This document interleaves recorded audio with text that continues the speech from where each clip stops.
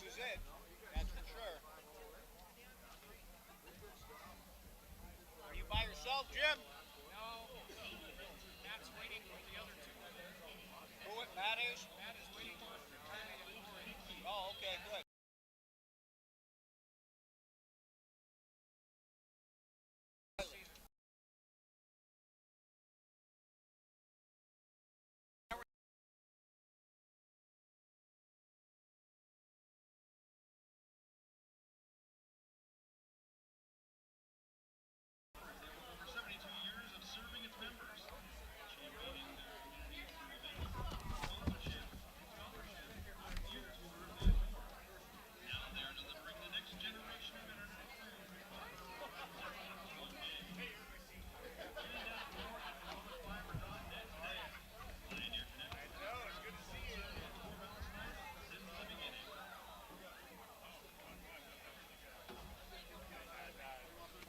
Good evening.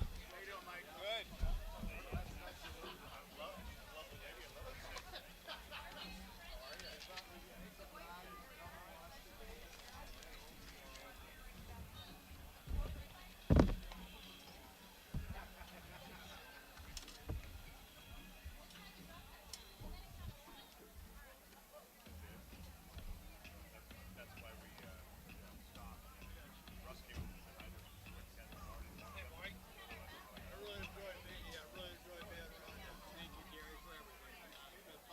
Thanks for all the help you give.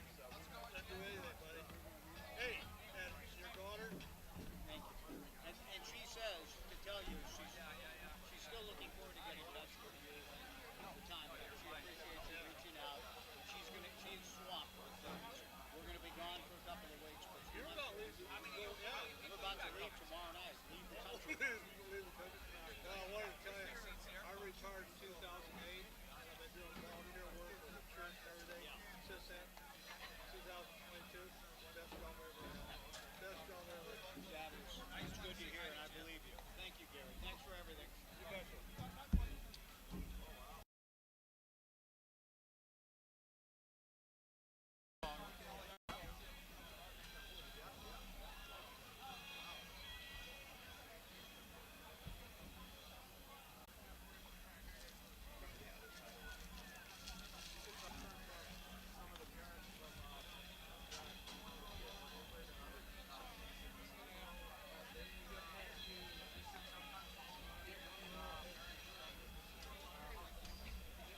Some noise. Nolan is in. Touchdown, Beavers. Join us Saturday, September 3rd. The Beavers open against Boise State on your home for Oregon State football. The Beavers Sports Network. Follow the Beavers all season long on your Mid-Valley source for Oregon State sports. 1240 Joe Radio.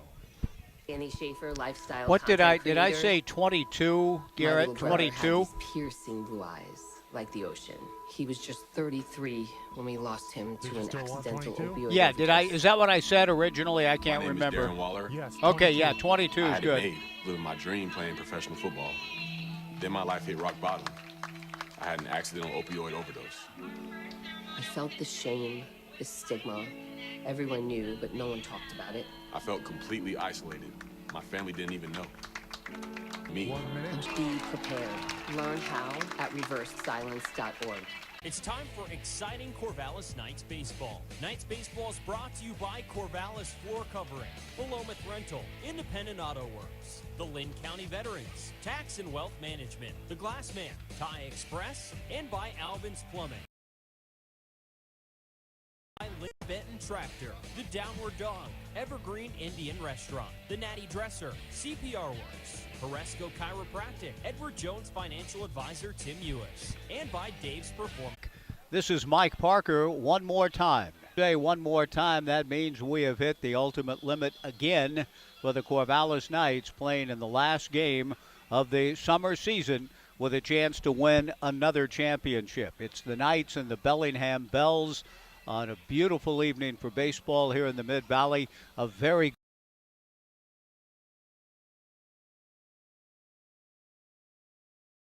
air, sure, when one thinks about consecutive championships in different sports. There aren't many teams in any sport at any level that have won more than 5 in a row. Major League Baseball, the Yankees won 5 World Series in a row, 49 through 53.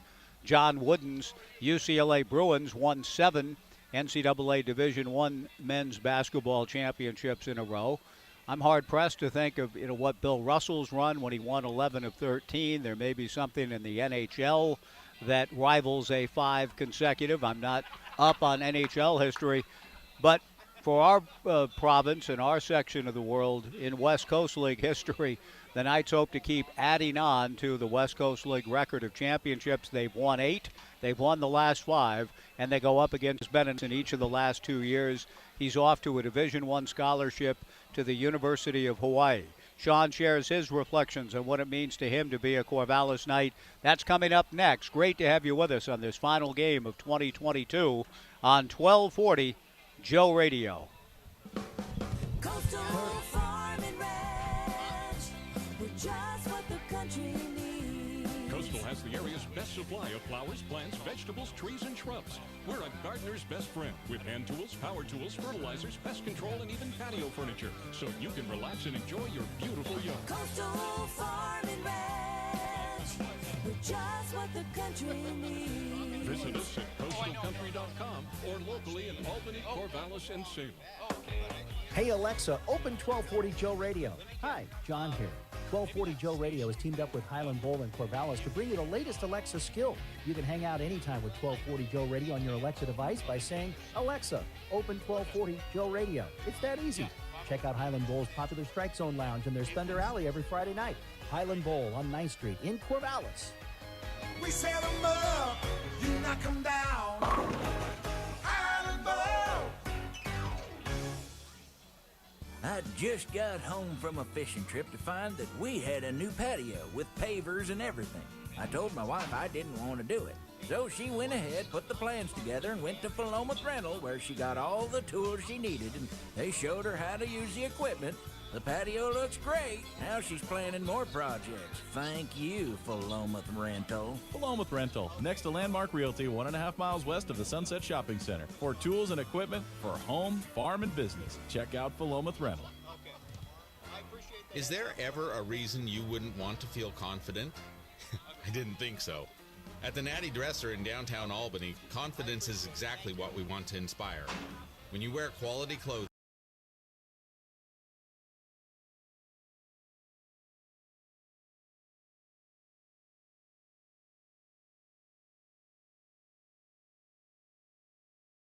downtown Albany. Dress well, be confident, find success.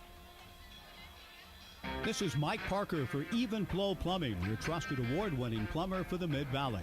Even Flow specializes in complete plumbing and drain cleaning solutions for residential and commercial jobs. They treat your home like it's their home, and their flat rate pricing means no surprises at the end of the job. Okay, I'm ready anytime now. I had some other things I needed to do. 541-738-8853 for all your plumbing needs. When you need a pro, go with the flow. Even Flow Plumbing. 1240 Joe Radio.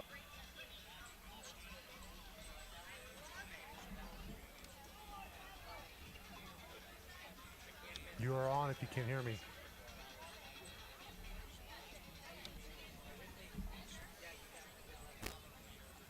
We welcome you back into Goss Stadium at Coleman Field, trying to get the interview with Sean Weiss queued up and trying to figure out why.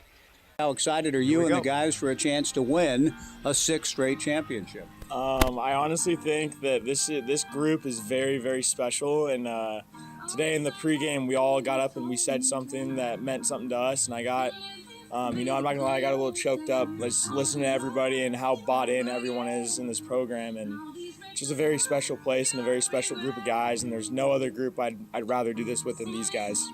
That's well said, Sean. How does it come about? I mean, how has this culture developed? I know you haven't been here all years. Big confidence boost, especially me going to a new place and kind of having to not reinvent myself, but re-earn a spot.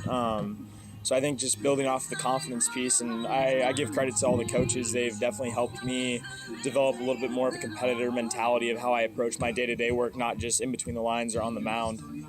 What are some of the things, and as Coach Yoon walks by, it's perfect timing because there's the legend right there. Can you describe, explain, share a little bit what he's meant to you in your development these past couple of summers? I guess if I could describe Coach Yoon to my baseball career, I would say life-changing. Without you, I wouldn't be in the spot that I'm at. Like, his dedication to us as players, like, he's all about our development first, and that's just what makes him so special to us and to the Corvallis Knights organization. And part of that development, I think Cam Day used the word in one of the 90 feet walk with Blake, something to the effect, how would you describe the workouts in a word? Brutal. Now, that's a compliment, but are they pretty challenging? Yeah, I would definitely say last summer when I first got here, they were, I would say, excuse my language, but hell. They were one of the worst experiences. But now that I was there for those 3 months last summer, and now that I'm here since day one to now, I think that they are so good and so beneficial, and they put you that one step ahead of all the other guys at your school. When you go back in the fall, you look at the guys who didn't throw or maybe didn't do as much as you in the summer, and you have that kind of little bit of a competitive edge because you were, I mean, parachute runs, the early work, all the hard things that seem hard, they make the game so much easier because you're so well prepared for the game that it just makes the game like second nature. Last couple of things with Sean Weiss just ahead of tonight's West Coast League Championship game. The Knights and the Bellingham Bells, Corvallis seeking its sixth straight championship. You leave in 2 days, or 3 days. You leave for Hawaii. Have you even thought about it much? Or you've been so focused here, but if you allow yourself to think about flying over with your mom and settling in over there, what are some of your thoughts about the next chapter in your life? I'm just so blessed and so excited to be able to move to such an awesome place and continue my college baseball career and my college education. It's such a great institution with coaches who believe in me and coaches who are all about me and just a community.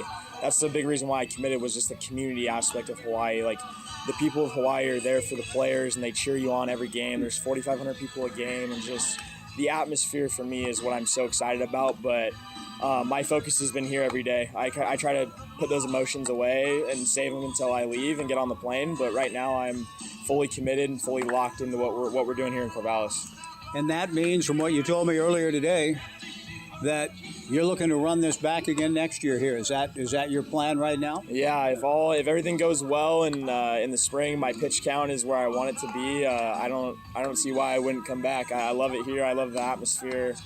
I think I said it in the newspaper the other day when they interviewed me, like, there's no other place I'd rather be in the summer than Goss Stadium. And with Coach Uni, Coach Knight, Coach Bo, and Coach Nags, I mean, they are all like just all about us, and it's just a wonderful opportunity. Sean, I hope a year from now we're sitting right in a similar spot talking about going for a seventh in a row. You never know. There's no guarantees in this life. But it's been a pleasure to watch your growth and development, to get to know your family. Like I said, we'll be following you closely back here. Thanks for everything, Sean. I appreciate it. Thank you, Mike. Sean Weiss, my guest. The first pitch of the championship game to be delivered by Matt Scott is just around the corner. The Knights and Bells to settle the 2022 West Coast League Championship. Coming up on 1240 Joe Radio.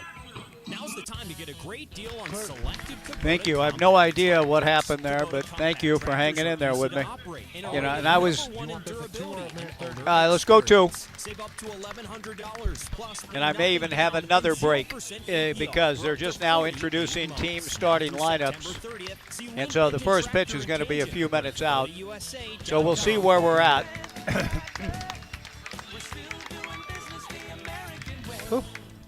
I was there in the living room reading a book when I heard a terror. I think we're just learning that because of the portal, this is normal. Wait. No, it's radio. It's the Joe Beaver Show with Mike Parker and John Warren. Returns weekdays from 11 to 1, starting August 29th on 1240 Joe Radio. It's time for the pitchers to throw strikes and for the batters to deliver those clutch hits. It's time for Corvallis Knights baseball. Each year, the Knights look at this time as an opportunity and an emergency. If it's that time for you, contact CPR Works at 541-760-7632 to schedule. Let's take a look at the starting lineups for tonight's West Coast League Championship game between the Bells and the Corvallis Knights. First of all, for visiting Bellingham, 33-20 on the regular season. Leading off and playing first base, Malcolm Moore. Batting second, the designated hitter, Cameron Dayton. Willis Cresswell hitting third and catching. Walker Birchfield, the cleanup hitter, at third base. Toussaint Bythewood batting fifth in center field. Easton Amundsen hitting sixth in just 22 hits. He walked 13, struck out 32, a record of 2-1, and an ERA of 2.25. For Brook Knights, Corvallis Knights, leading off and playing center field, Jonah Advincula. Batting second in right field, Ryan Stafford. Hitting third, the designated hitter, Logan Johnstone. Batting cleanup in left field, Briley Knight. Kiko Romero batting fifth at first base. Hitting sixth and third base, Tyler Quinn. Batting seventh and catching, Tanner Smith. Mason Lee hitting eighth at second base. Batting ninth at shortstop is Spencer Scott. And on the mound for the Corvallis Knights is Matt Scott. Matt and Spencer Scott both were amazing in their last work together against Yakima in the playoffs. We had both of them on the next day on our pregame show. Matt with a record of 1-0, an ERA of 3.31, making his fourth start and eighth appearance of the season. Those are the lineups. We've got the Bells and Knights coming up to settle the 2022 West Coast League Championship. Back in 2 on 1240 Joe Radio. The versatile Kubota B-Series is a do-it-all tractor. Part of our under 100 horsepower tractor lineup rated #1 for reliability. You can run powerful attachments that can be easily switched out. The Kubota B-Series. Talk to your local Kubota dealer today to schedule a demo. Go to KubotaUSA.com for full disclaimer. Your local Kubota dealer is Lynn Benton Tractor on Highway 99E in Tangent. See it at lynnbentontractor.com. When you think of Albin's, you think plumbing. And when you think of plumbing, you think water. Hi, this is Katie Albin. Some plumbing projects don't have anything to do with water. At Albin's Plumbing, we also work with natural gas and propane lines. So if you need a gas line for home heating, cooking, or for a gas water heater, give us a call. At Albin's Plumbing, plumbing's all we do. Call 754-8282, Albin's Plumbing. Does your financial advisor take the time to really listen to you? Is your financial strategy personalized for you and your family? Will your financial advisor be there as your life and financial situation change? Hi, I'm former athlete Tim Ewis. What's important to you? We'll use an established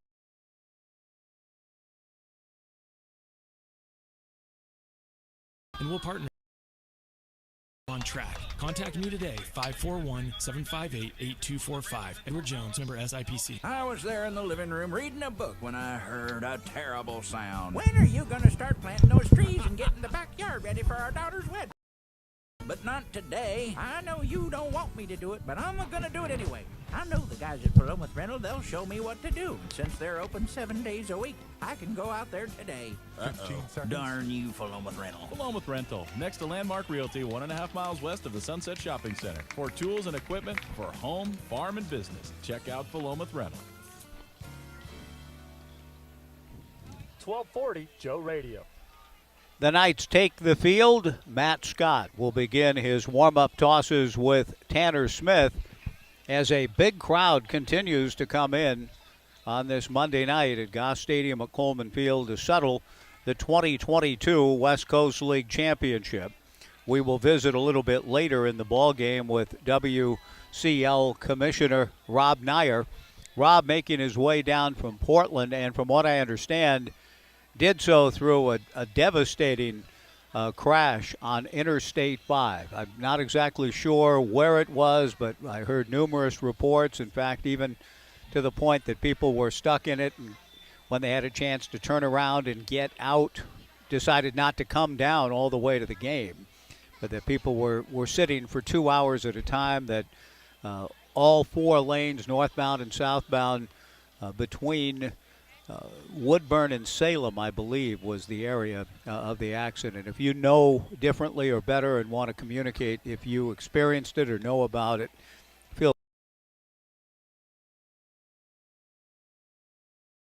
disturbing news to hear. And Rob Nyer was right in the middle of it for a long time, but he did just arrive, and we'll visit with the commissioner a little bit later as he will be here to crown the 2022 West Coast League champion tonight. The Knights fully expect that it will be the Knights, the last team standing to claim its 6th consecutive championship. And that is, as I mentioned, rarefied air to be sure. Not that many teams have ever won that many championships in a row. And Rob Nyer would be a good man to talk to in that he wrote a book with Eddie Epstein a few years back. I've not seen this book or read it. I've read a number of his works, but the book was entitled Baseball Dynasties. He might need to add an addendum about the Corvallis Knights. Matt Scott ready to go, and at 6:43, 8 minutes past the usual time, that gives you a sense we're in something a little different, a title game. Malcolm Moore takes inside from Matt, and we're underway. The 1-0 pitch misses just outside, ball 2, 2-0. Malcolm Moore facing a guy that he'll be going to the farm with here very shortly. Matt Scott and Malcolm Moore, both incoming freshmen to Stanford, and squaring off here to open the championship game in the 2022 West Coast League season. The 2-0 pitch to Malcolm is in there for a strike, 2-1 the count. Malcolm out of McClatchy High School in Sacramento, the Gatorade Player of the Year for the state of California. Matt Scott out of Redding, Connecticut, but they'll both find their way to Sunken Diamond in the outstanding. The 2-1 pitch missing from Matt, ball 3, 3-1. Malcolm Moore trying to get on base and show the way as he stands in against his future teammate. The 3-1 pitch from Matt, a big rip. Swung on and missed. The count 3-2. Matt came to the club late this summer for Bellingham. In 13 games has hit a whopping .400 with 12 runs batted in. 3 balls and 2 strikes. Malcolm Moore asking for time, getting back into the box, putting his left hand up and asking for the home plate umpire to give him a little more time to get ready. Matt Scott, meanwhile, waits patiently. Now the right-hander rocks, kicks, and comes 3-2. Fastball taken. Strike 3 called. A tremendous start for Matt Scott. He was behind the count 3-1. Induced Malcolm Moore to swing and miss at a high fastball, then came back and brought the baseball down around the knees for a called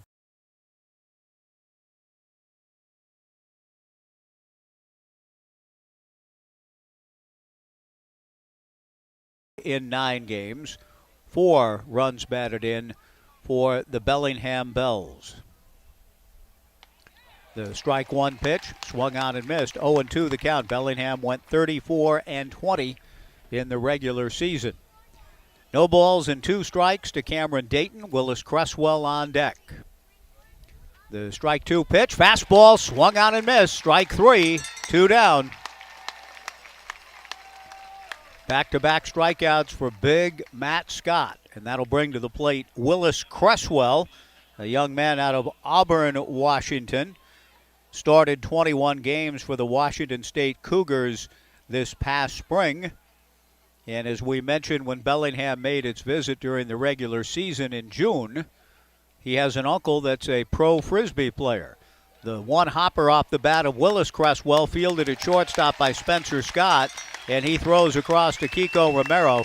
And it's a good start for Matt Scott and the Corvallis Knights before this big crowd in their bid for a 6th consecutive championship. The Bells go in order after half an inning. Bellingham nothing. The Knights coming up on 1240 Show Radio.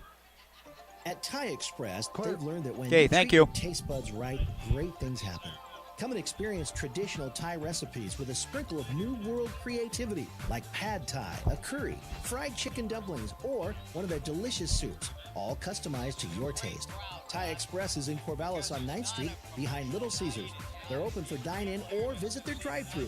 Don't be shy. Give them a Thai. Thai Express, locally and veteran-owned. It's same, but different. Dave's Performance Hybrids is the Willamette Valley's Prius experts and your Toyota dealer alternative. Dave's is now offering hybrid battery warranty extension for every Prius. If your Prius has an original battery or was replaced somewhere else and has expired, invest in Dave's hybrid battery warranty extension before it fails and save 50% off the price.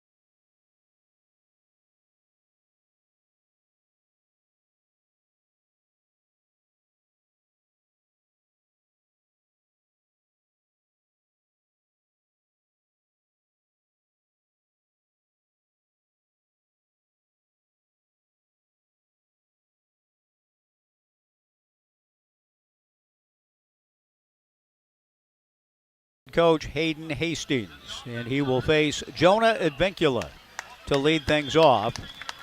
Jonah 4 for 10 in 4 postseason games with a team leading 5 walks drawn. He's also been hit twice and leads the team with 4 stolen bases. He steps in against Jack Erdman. Jonah will be followed by Ryan Stafford and then Logan Johnstone. I continue just to be amazed and delighted by the large crowd continuing to come in on this warm August 15th Monday night at Goss. It's a tremendous crowd for this title game. The pitch is in there for a strike to Jonah, who, as is his wont, showed bunt. Now the right-hander Erdman back, and Jonah takes strike 2. 0-2 the count. Erdman, as I gave you his numbers, has had a good season, an ERA of 2.25, but he's jumped ahead to Jonah. No balls and 2 strikes, now throws off speed in the turf. 28 innings, 13 walks, and 32 strikeouts. 1 ball and 2 strikes to Jonah Advincula. Tremendous summer for Jonah. Erdman back to the plate, swung on and fouled back. The count remains 1 ball and 2 strikes. And all of this postseason activity, this big crowd, we thank all of our sponsors, but in particular Pioneer Connect, our presenting sponsor for postseason play once again here in the summer of 2022. Erdman's 1-2 pitch. Advincula fouls it away. Pioneer Connect is a local cooperative with over 72 years of serving its members. They champion their communities through events, sponsorships, scholarships, youth tours, and more. Now they're delivering the next generation of internet experiences with fiber providing speeds up to 1 gig. Find out more at philomathfiber.net today. Pioneer Connect. The 1-2 pitch, breaking ball down and in to Jonah. 2 balls and 2 strikes with Ryan Stafford on deck. No score, bottom of the first inning. A battery of Jack Erdman and Willis Cresswell for Bellingham. The 2-2 pitch, Advincula strokes it into center field. Base hit. Toussaint Bythewood plays it on a couple of hops. Jonah with his 5th hit in the postseason, and a guy that had one of the more consistent summers, the second leading hitter at .344. Logan Johnstone leading the way at .352. Ryan Stafford actually with the highest batting average, but a smaller sample size through 15 games.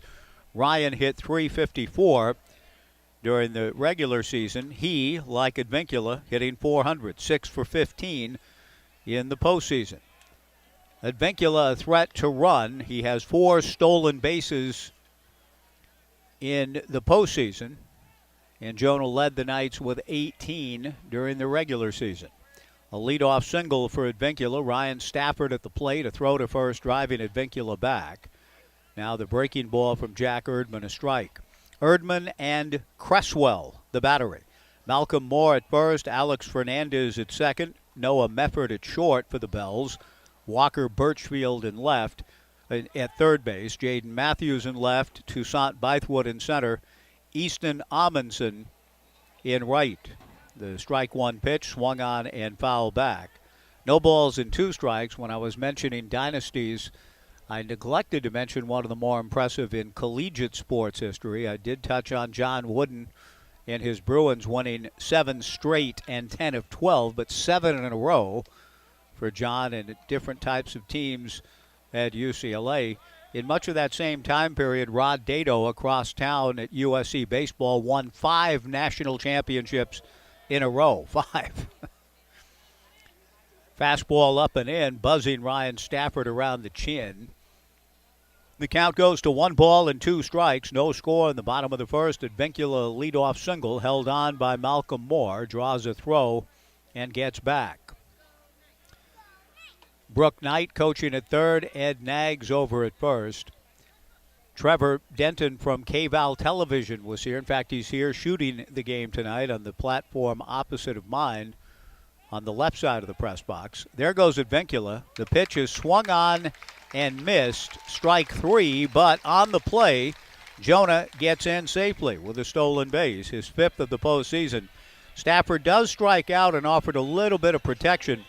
Willis Cresswell turned and looked as though he thought perhaps he had been interfered with on the follow-through on the swing by Stafford, but the home plate umpire wasn't hearing it. A strikeout, and now the batter is Logan Johnstone with Advincula at second. 1 out, bottom of the first, no score. Johnstone at .352, the team's leading hitter during the regular season. And he takes a breaking ball up and in from Erdman. Ball 1. In the postseason, Logan is 2 for 11. He scored 3 runs. Breeze is blowing out to left center field on a warm and gorgeous evening here in the Mid-Valley in mid-August. The pitch to Johnstone, a ground ball into left center field, base hit. Advincula will score. Johnstone takes a turn and holds the ball back in, and the Knights lead it 1-0.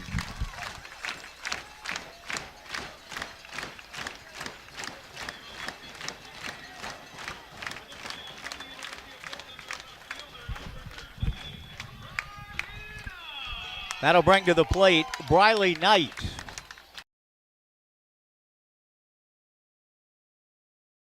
Top of the first inning from Matt Scott. A leadoff single and a stolen base from Advincula.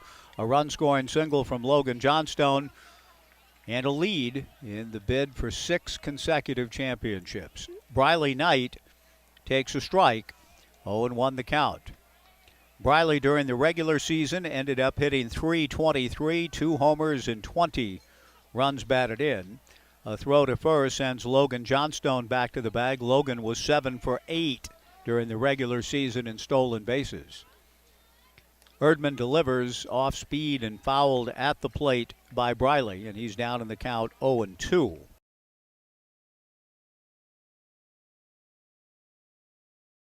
With 3 RBIs and 3 runs scored.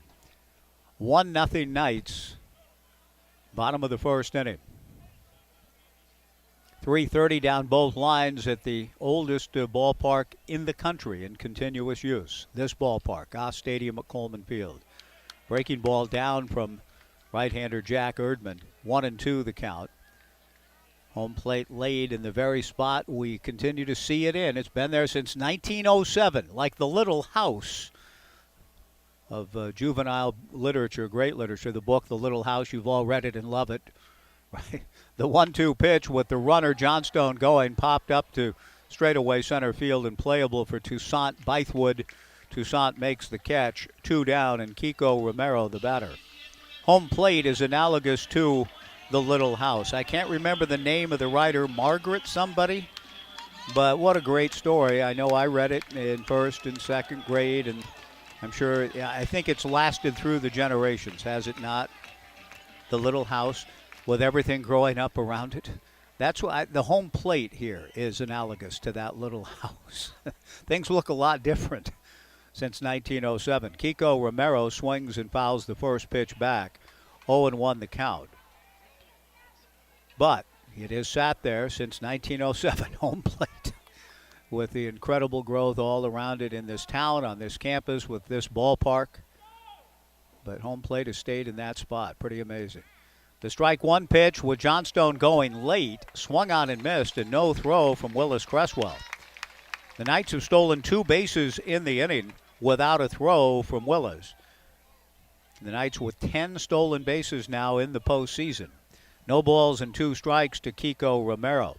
330 down both lines, 365 to the alleys, 400 feet to straightaway center. The strike 2 pitch, Kiko rolls it slowly foul into the on-deck area. It remains 0-2 to the Knights' RBI leader during the regular season. Kiko with a huge 2-run single in the Knights' playoff clinching victory over Yakima Valley here on Thursday. Kiko drove in 34 during the regular season. A bluff to second by Jack Erdman. Logan Johnstone stays put, with Kiko Romero looking for a 2-out hit to try to put the Knights up 2-0. No balls and 2 strikes from Jack Erdman. The right-hander back to the plate. Kiko went around trying to check his swing on a pitch in the turf, and down he goes, and the inning is over.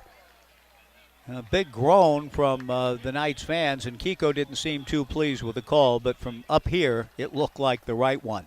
The Knights do get a run on 2 hits, no errors, and a man left in scoring position. And in this, the final game of 2022, and fittingly another championship bid for the Corvallis Knights. It's the Knights 1 and Bellingham nothing. Flavors in India at Evergreen Indian Restaurant. Enjoy delicious made-to-order Indian cuisine using traditional recipes and fresh ingredients, including a variety of entrees and tandoori specials. Evergreen Indian Restaurant is open for takeout orders from 11:30 to 2:30 p.m. and open for dine-in and takeout from 5 p.m. to 9 p.m. daily except Tuesdays. View the menu and order online at evergreenindianrestaurant.com on Southwest 3rd in downtown Corvallis and West 7th in Eugene. Evergreen Indian Restaurant. Is there ever a reason you wouldn't want to feel confident? I didn't think so. At the Natty Dresser in downtown Albany, confidence is exactly what we want to inspire. When you wear quality clothing that fits you perfectly, you feel great and act with confidence. Don't just dress for where you are, dress for where you want to be. The Natty Dresser, purveyors of quality menswear on the west end of First Avenue in historic downtown Albany. Good. Dress Steve, well, you know be Ron? confident, You guys know each find other? success. At Albin's Plumbing, we're boring. Hi, I'm Katie Albin, and I want everyone to know that at Albin's Plumbing, we're boring. Directional boring, to be exact. So if you need to run a pipe underground, under a driveway, or under a sidewalk, and you don't want to destroy your yard in the process, the boring people at Albin's Plumbing can help you with your directional boring. Just give us a call. At Albin's Plumbing, plumbing's all we do. Call 754-8282, Albin's Plumbing. 1240 Joe Radio. A 1-1 count to Walker Birchfield from Matt Scott, leading things off in the top of the second inning in this West Coast League championship game. Scott's 1-1 fastball in there for a strike to Birchfield. 1-2 the count to Walker. Big right-handed hitter, 6'2", 235 from Louisiana Tech. Takes outside, ball 2. 2-2 from Matt. Steve and Tina Kimmel in the ballpark tonight. Steve just came up to say hello, and the crowd is such tonight. I've seen, for one of the few times ever in this ballpark, a little bit of controversy over seating and who has the tickets in there. Do you have the right tickets? Are you sitting in the right spot? Types of questions. The 2-2 pitch is launched into Urchin Alley behind us, and the Urchins give chase. The count remains 2 balls and 2 strikes to Walker Birchfield. Check swing on a 2-2 pitch up and in. Matt goes full. 3-2 to Walker. Birchfield leading things off, hit 158 in his 6 games for the Bells this summer. The 3-2 pitch taken down and away, ball 4. Nice at bat for Walker Birchfield in that he was down in the count 1-2. and he was able to coax a walk out of Matt Scott. He represents the tie and run, does Birchfield, with Toussaint Bythewood coming up. I have honestly not seen this very often through the summers. It's a big crowd. There are fans to my left, many of them, and the section is just about full. So people, of all things, I know it's a novelty, but kind of have to be in their, quote, right seats, unquote, and the seat for which they're ticketed. And so people are pulling out their ticket stub. Well, I'm supposed to be here. Quite often, even with the big crowds we get, you can kind of just come in and feel your way around and sit kind of where you want to, but it's not quite like that tonight. Toussaint Bythewood swings and misses. 0-1 the count. 1-0 Knights in the second. The strike one pitch, a two-hopper to Spencer Scott. He goes to Lee for one and on to first for the double play. Matt Scott quickly erases the leadoff free pass in the form of a 6-4-3 double play ball. And my friend Jim Galvin is one of the displaced.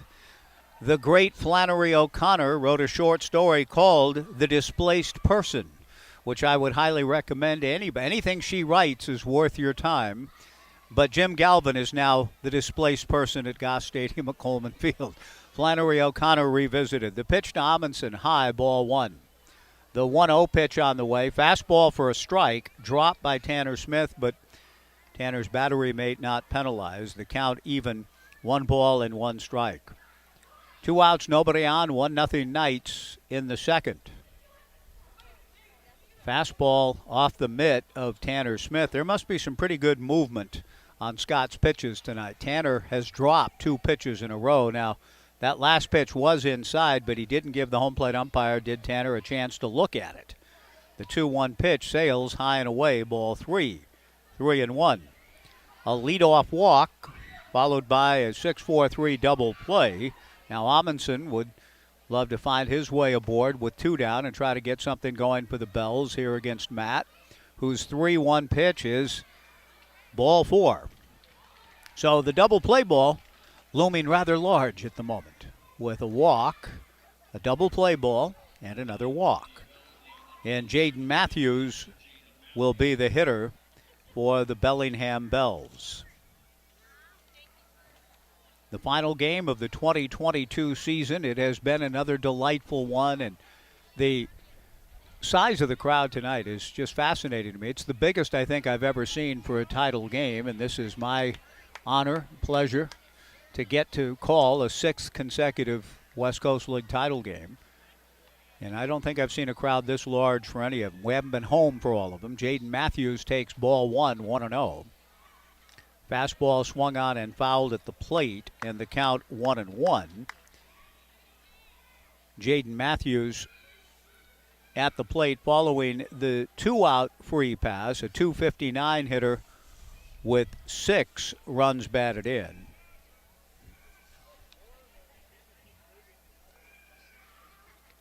There goes the runner. The 2-2 pitch, a ground ball to short. Spencer Scott's only play is to first, and he makes the throw accurately to Kiko Romero on the 1-1 offering, I should say, and the inning is over. The double play ball helps immensely as Matt Scott able to work his way through unscathed. No runs, no hits, 1 left. And at the end of 1.5, it's the Knights 1 and Bellingham nothing. On 1240 Joe Radio. Mow, dig, haul, lift. The versatile Kubota BX Series subcompact tractor does it all. Easy to switch attachments, a smooth hydrostatic transmission. The BX Series is part of our under 100 horsepower tractor lineup rated #1 for reliability. Talk to your local Kubota dealer today to schedule a demo. Go to KubotaUSA.com for full disclaimer. Your local Kubota dealer is Lynn Benton Tractor on Highway 99E in Tangent. See it at lynnbentontractor.com. Locally owned and operated for over 30 years, people in the Mid-Valley have been going to Corvallis Floor Covering. They thank their many friends and customers for your continued support and look forward to working with you on your next remodeling project. Browse through their large showroom with a beautiful selection of carpet, countertops, sheet vinyl, linoleum, tile, hard surface floors, and window coverings from all the popular brands. Corvallis Floor Covering, corner of 2nd and Van Buren downtown, or log on to corvallisfloorcovering.com. Shop local. Shop Corvallis Floor Covering. Downward Dog across the OSU campus is serving up cold drinks and tasty food on their sunny patio. Burgers like the Hangover Helper or Double Trouble. If you prefer, substitute a house-made veggie patty and enjoy appetizers, wraps, salads, and sandwiches. And breakfast is served until 2. The food at Downward Dog is made fresh from scratch and locally sourced whenever possible. And they specialize in mouth-watering handcrafted cocktails and thirst-quenching local microbrews. So stop by the Downward Dog today. Open 7 days a week from 10 a.m. until 10 p.m. on 23rd and Monroe across from the OSU campus. 1240 Joe Radio. Tyler Quinn, Tanner Smith, Mason Lee, the scheduled hitters for the Knights in the bottom of the second. The Knights leading Bellingham 1-0 in the West Coast League Championship game. Tyler takes a breaking ball high from Jack Erdman. The 1-0 pitch rolled foul into the Knights on deck area. 1 ball and 1 strike to Tyler. 5 for 15 in the postseason, with the team leading 5 runs batted in. The 1-1 pitch from Erdman bounces, snagged on a hop by Willis Cresswell. 2 balls and a strike to Tyler Quinn, leading things off for the Knights in the bottom of the second. Jack Erdman back to the plate, a bunt foul up along third. In the count, even 2 balls and 2 strikes. Trevor, I mentioned on the opposite platform from K-Val down the road in Eugene, filed 4 different reports before tonight's ball game. So our thanks to KVAL for coming up and giving this game that kind of showcase in their evening news. And Trevor had yours truly on for a couple of the segments, and then I heard him later. And I'm talking about the phenomenon that Knights baseball is. The 2-2 pitch taken, strike 3 called, 1 away. Tyler Quinn turned and shot a disapproving glance at the home plate umpire, but he does exit quietly stage.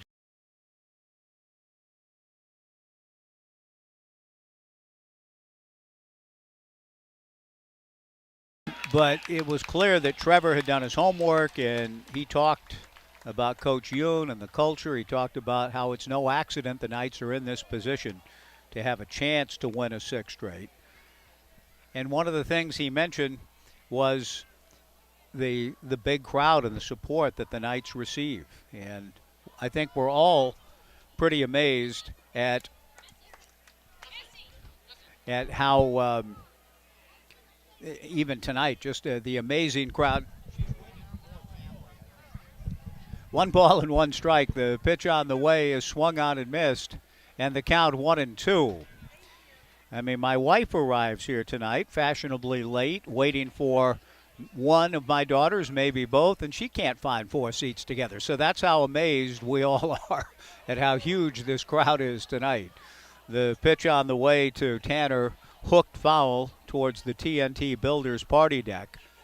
The count remains 1 ball and 2 strikes. With 1 out, nobody on.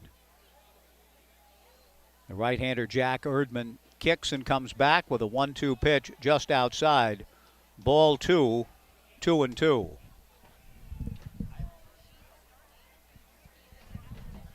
Two balls and 2 strikes the count. Paperweights made by my friend Jim Munford. Tanner Smith lifts a fly ball to deep right, but it's playable. Easton Amundsen goes back, shy of the warning track. Makes the catch. 2 down. Good contact made by Tanner. And that'll bring to the plate Mason Lee. Mason has had a strong defensive postseason run. He's just 2 for 17 at the plate, but he has a run batted in. And he steps in now with 2 down and nobody on. Trying to get the Knights going against Jack Erdman. First pitch fastball. Swung on and missed. A rising fastball up and in that kind of tied Mason up. No balls and a strike. Erdman back to the plate. Fastball just off the plate.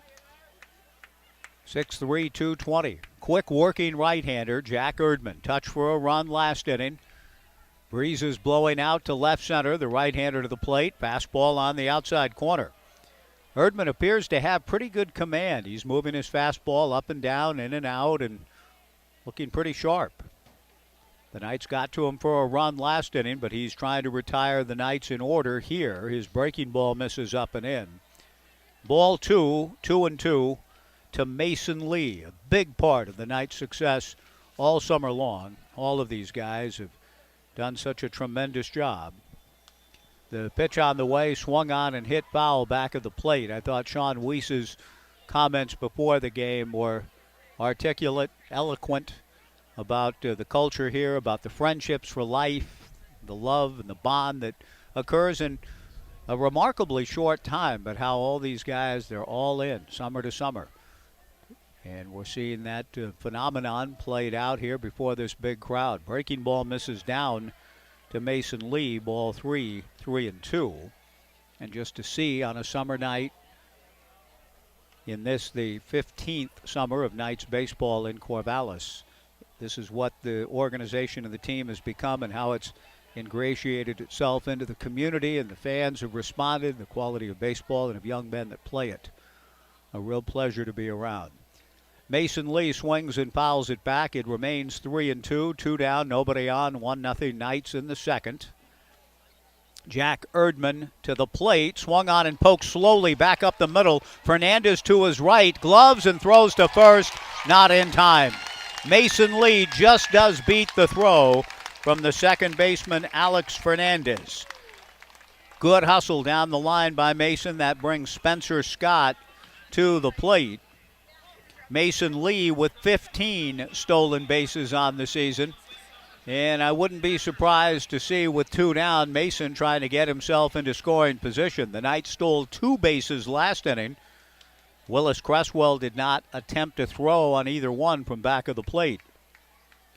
Jack Erdman gets his sign from Willis, comes set, and immediately Lee is going. The pitch is backhanded. The throw to second is not in time. In fact, trickles into shallow left center field, and Lee's on his way to third and will get there. The throw trickles away from the third baseman, Birchfield. Lee to the plate. Lee scores! And the Knights lead it 2-0.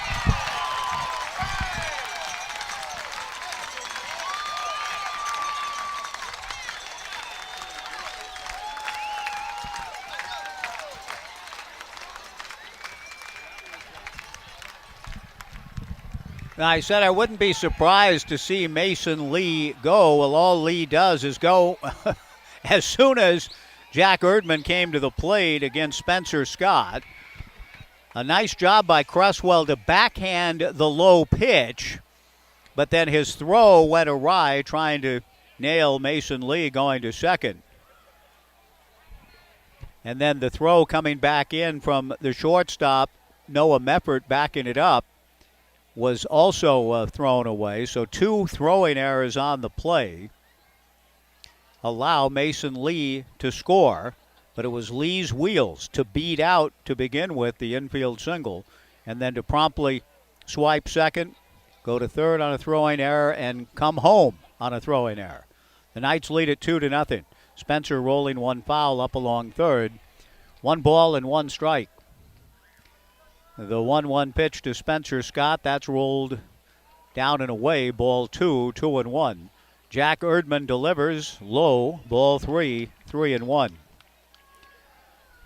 It has been such a staple of Knights baseball through the summers, the running game, and the pressure that puts on the opposition. That's been so fun to watch through the summers. Through the Nick Madrigal stole 40 bases one year here in his one and only summer with the Knights. And the Knights perennially put pressure on the opposition with their legs. The 3-2 pitch, Spencer a fly ball to right field and playable for Amundsen. Easton moves in to make the catch, and the side is retired. But the Knights, thanks to Mason Lee's legs, score a run. A base hit, 2 errors, nobody left. After 2, the Knights 2 and Bellingham nothing on 1240 Joe Radio. Ohio State's in the Big Ten. Alabama.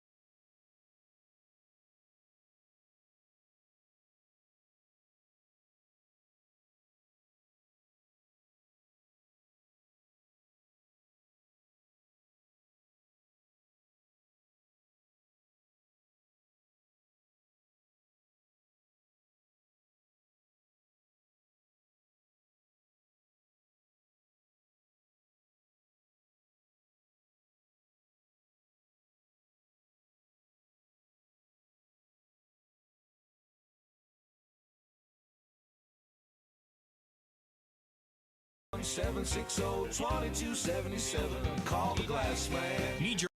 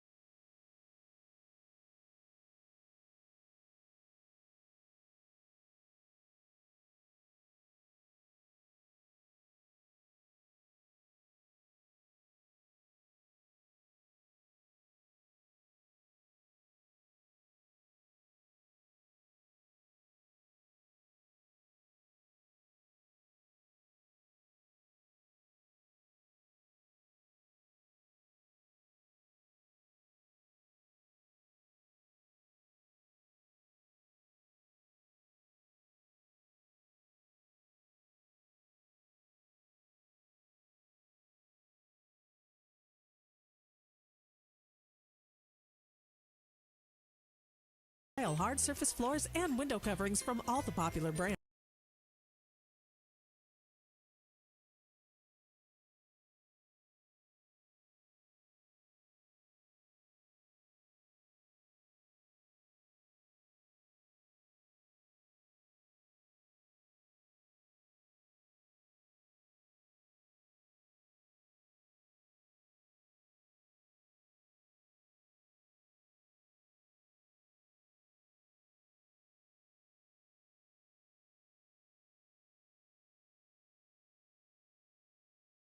The hometown of the left-hander Wesley Moore, 6'2", 200-pounder, who takes over pitching chores for the Bellingham Bells in the bottom of the third inning with the Knights leading 2-0. Kiko Romero, Jonah Advincula, pardon me, will lead things off. I heard some music in the background that brought Kiko to mind. Not quite the best entrance music in the history of sport, I read in The Athletic the other day. Edwin Diaz's entrance song for the Yankees. It is pretty darn good, isn't it? Jonah Advincula is the batter. Jonah takes the first pitch in there for a strike, 0-1 the count. Advincula singled and scored in the first inning. 2-0 Knights, bottom of the third. A left-on-left matchup. Wesley Moore back to the plate. The strike one pitch missing, down and away. Who comes on in the bottom of the third inning. During the regular season, 5 appearances, 16 in the third innings, 13 hits, 5 walks, 28 strikeouts in 16 innings, 1-1 with an ERA of 3.30. He misses low and inside, ball 2, 2-1 to Jonah Advincula. The Knights have scored a run in each of the first 2 innings.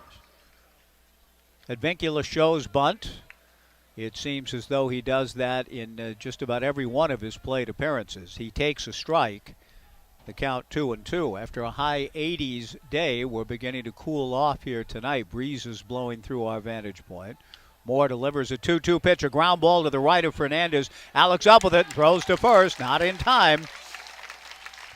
Jonah Advincula with the infield single. On the ninth at 2-0. And now Ryan Stafford, the batter.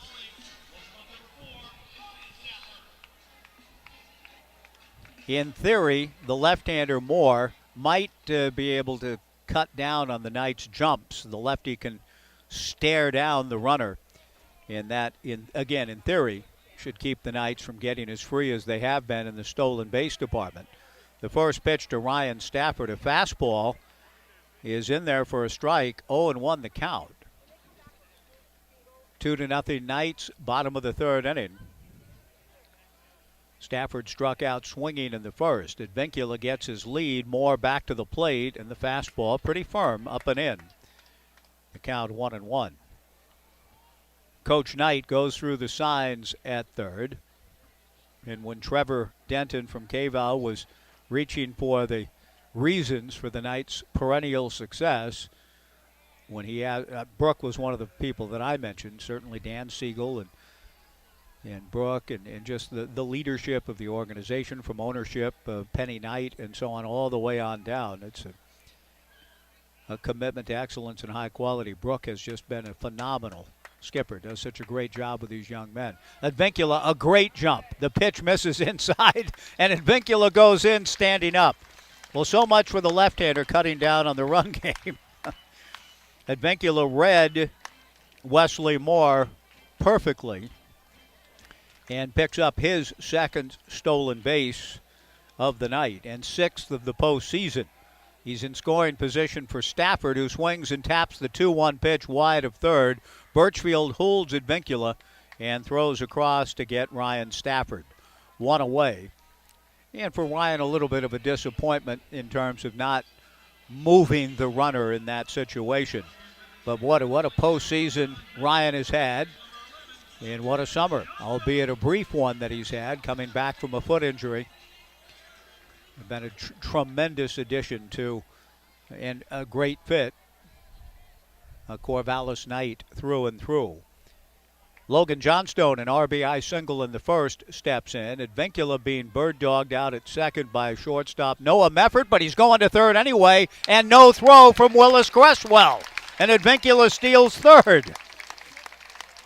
I mean, Noah Meffert was essentially holding him on for much of that sequence, but as soon as Noah backed up and Moore came plateward, Advincula took off and stole it easily. He has stolen 2 bases in the inning without a throw from Willis Cresswell.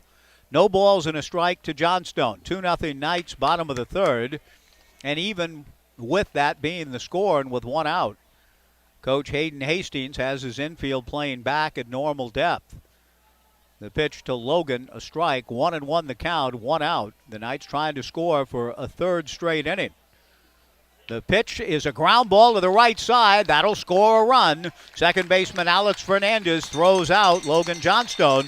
But down the line to score is Jonah Advincula. The Knights lead it 3-0. Johnstone's second RBI of the night. And again, just great execution of the game. An infield single for Jonah. Steals of second and third. And with the infield back, Logan Johnstone gets the job done, producing a ground ball to the right side. Briley Knight, the batter. Briley flied to center in his first at-bat. He takes a strike, and the count 0-1. 3-0 Knights, bottom of the third inning. Left-hander Wesley Moore comes to the plate. Briley swings and misses. No balls and 2 strikes the count. The Knights in Bellingham played a memorable championship series back in 2014, with the Knights losing a heartbreaker in Game 3 in Bellingham, and the Bells claimed the championship. Briley hits one Papa Knights way outside of third.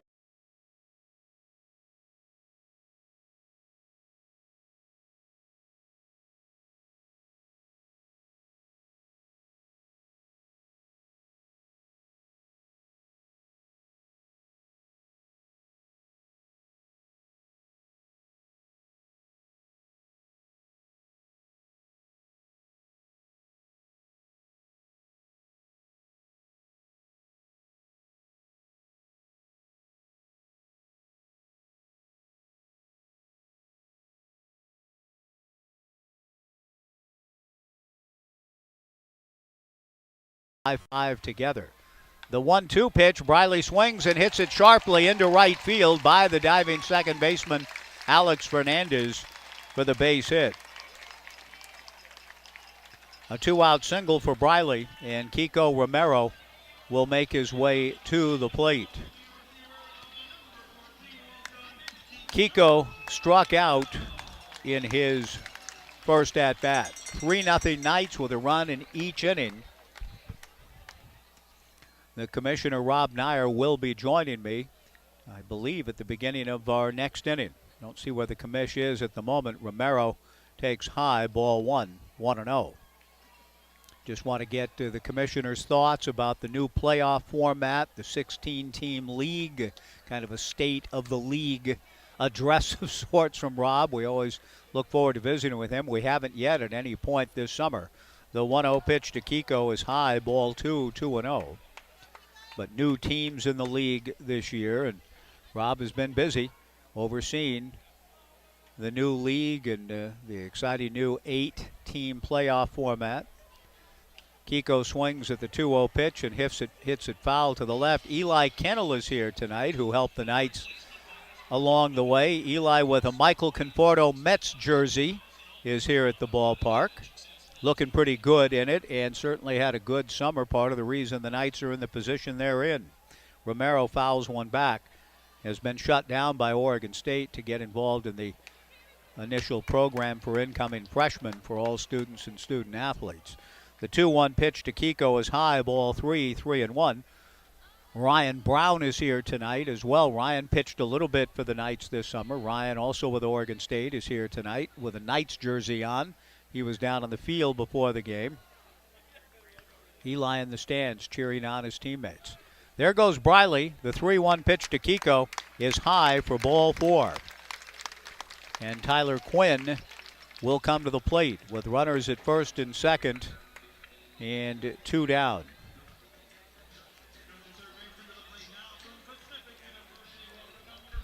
Knights baseball all summer long has been presented in part by the official hotel of the Knights, Best Western Corvallis, your locally owned Best Western, with the largest hotel rooms in the city. Wherever life takes you, Best Western is there.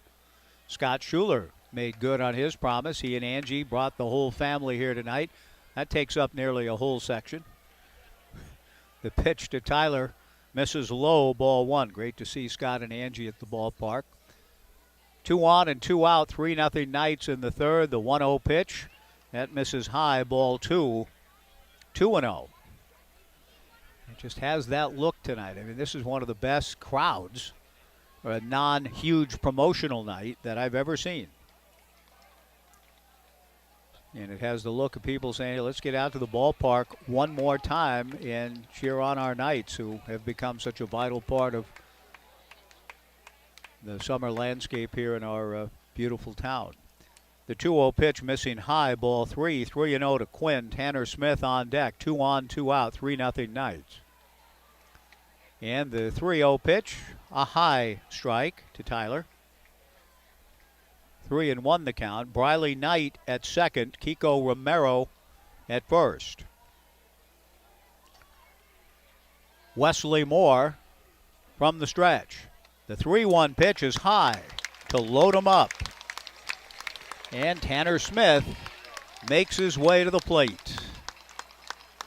And before he does so, Carlos Arroyo, the pitching coach for the Bellingham Bells, with a slow stroll out to the mound. Our thanks also all summer long to All Pro Property Services, your locally owned option for property cleaning, maintenance, renovation, and landscaping. Relax. All Pro Property Services has the bases covered. You can find them on Facebook. Tanner Smith hit the ball well, flied out to just shy of the warning track in right field in his first at-bat. The Knights have scored a run in each of the first 3 innings, but now have a pretty good look at a crooked number here with Tanner at the plate.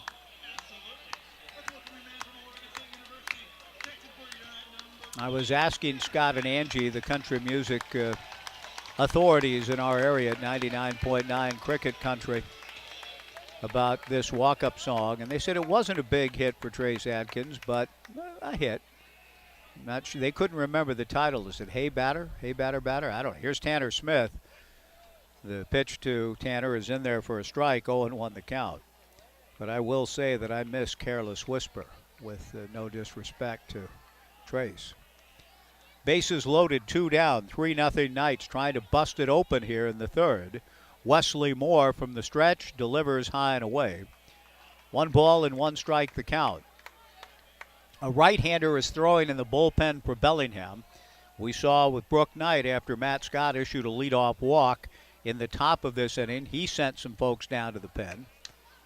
You can't wait around too long, nothing to wait for. Tanner Smith backs away and takes a good breaking ball for a strike from Wesley. And the count moves to 1-2. This is a great opportunity for the Knights to really separate, and they have Tanner Smith at the plate 6 home runs since joining the Knights late in the summer. The 1-2 pitch, swung on and hit off the end of the bat slowly back to Moore to the right of the mound. Moore picks it up, fires to first, and retires the side. The Knights get a run, but they leave 3. We'll visit with the commissioner, Rob Nair, when we return. At the end of 3 in the West Coast League Championship game, the Knights 3 and Bellingham nothing on 1240 Joe Radio.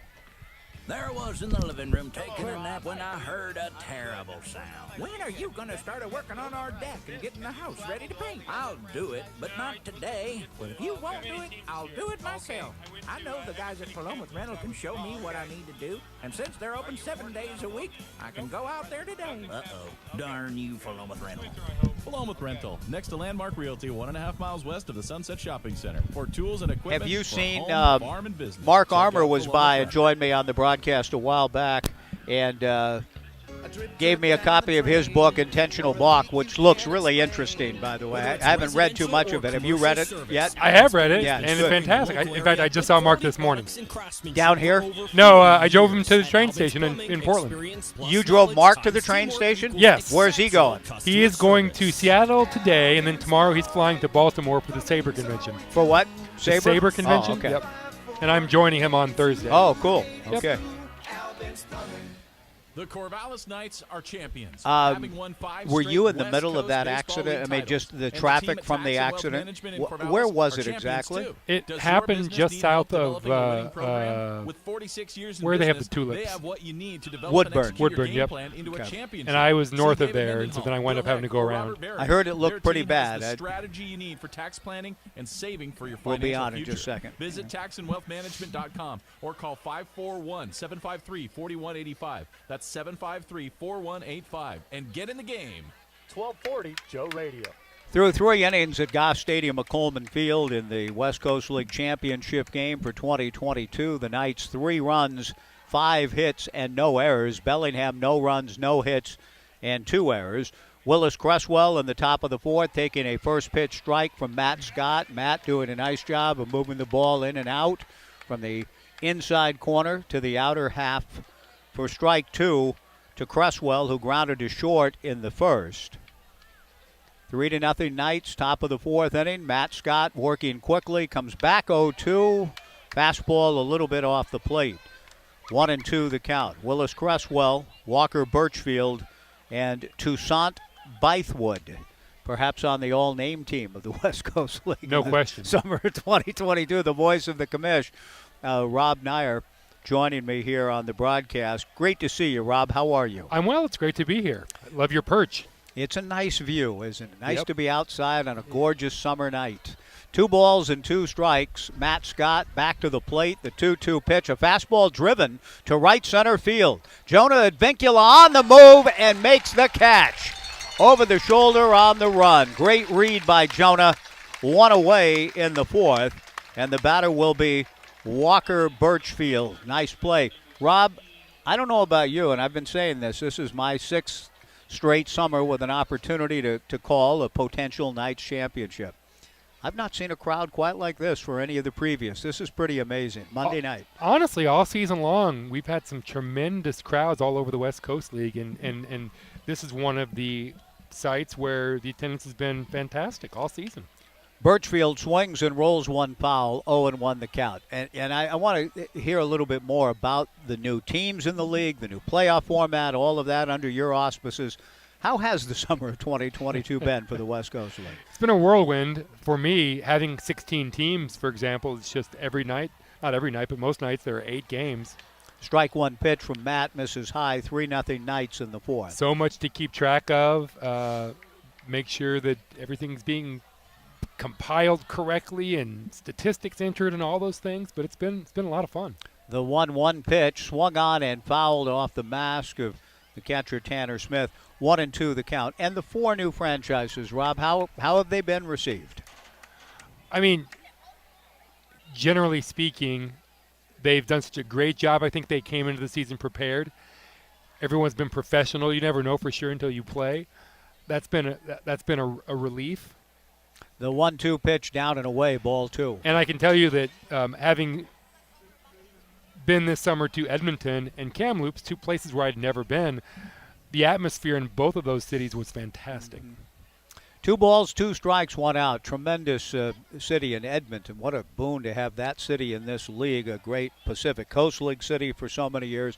The 2-2 pitch missing high, ball 3, 3-2.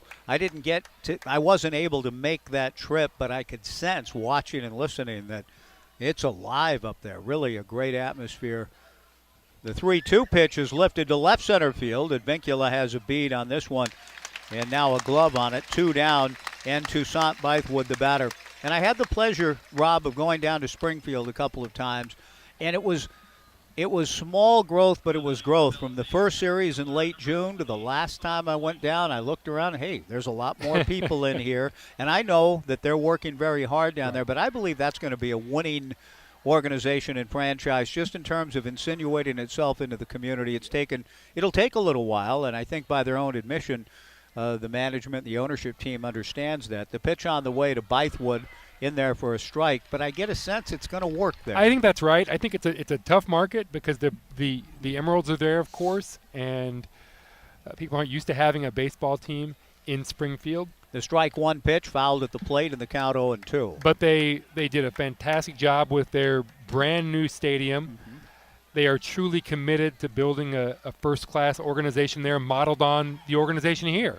So, yeah, I'm very optimistic about the future of baseball in Springfield. The strike 2 pitch from Matt Scott is roped to left. Riley Knight in a hurry, has to play it on a hop and then off his chest. A base hit for Toussaint Bythewood with 2 down. The Knights leading 3-0 here in the 4th. And Easton Amundsen, the batter. And what about the new playoff format? 8 teams get to experience at least 1 home game. What's your sense of how that's been received? I've heard nothing but positive reactions to it. I think, we were trying to accomplish, as you know, Mike, a few things with the new format. Easton Amundsen, left-handed hitter, drew a walk in his first plate appearance, takes down and in. Nice backhand by Tanner Smith. One of them was to generate some excitement by changing it up a little bit, see if something new would work for everybody. But you can't just change things to change things. Matt Scott out of the stretch, the 1-0 pitch, that's low and away, ball 2, 2-0. We also needed a new format that stayed within our existing calendar because you know how many of these kids need to get going in mid-August. So we couldn't extend it with another series. So what we did was we did add another series basically. What we did was we added these single games for the divisional and the league championships.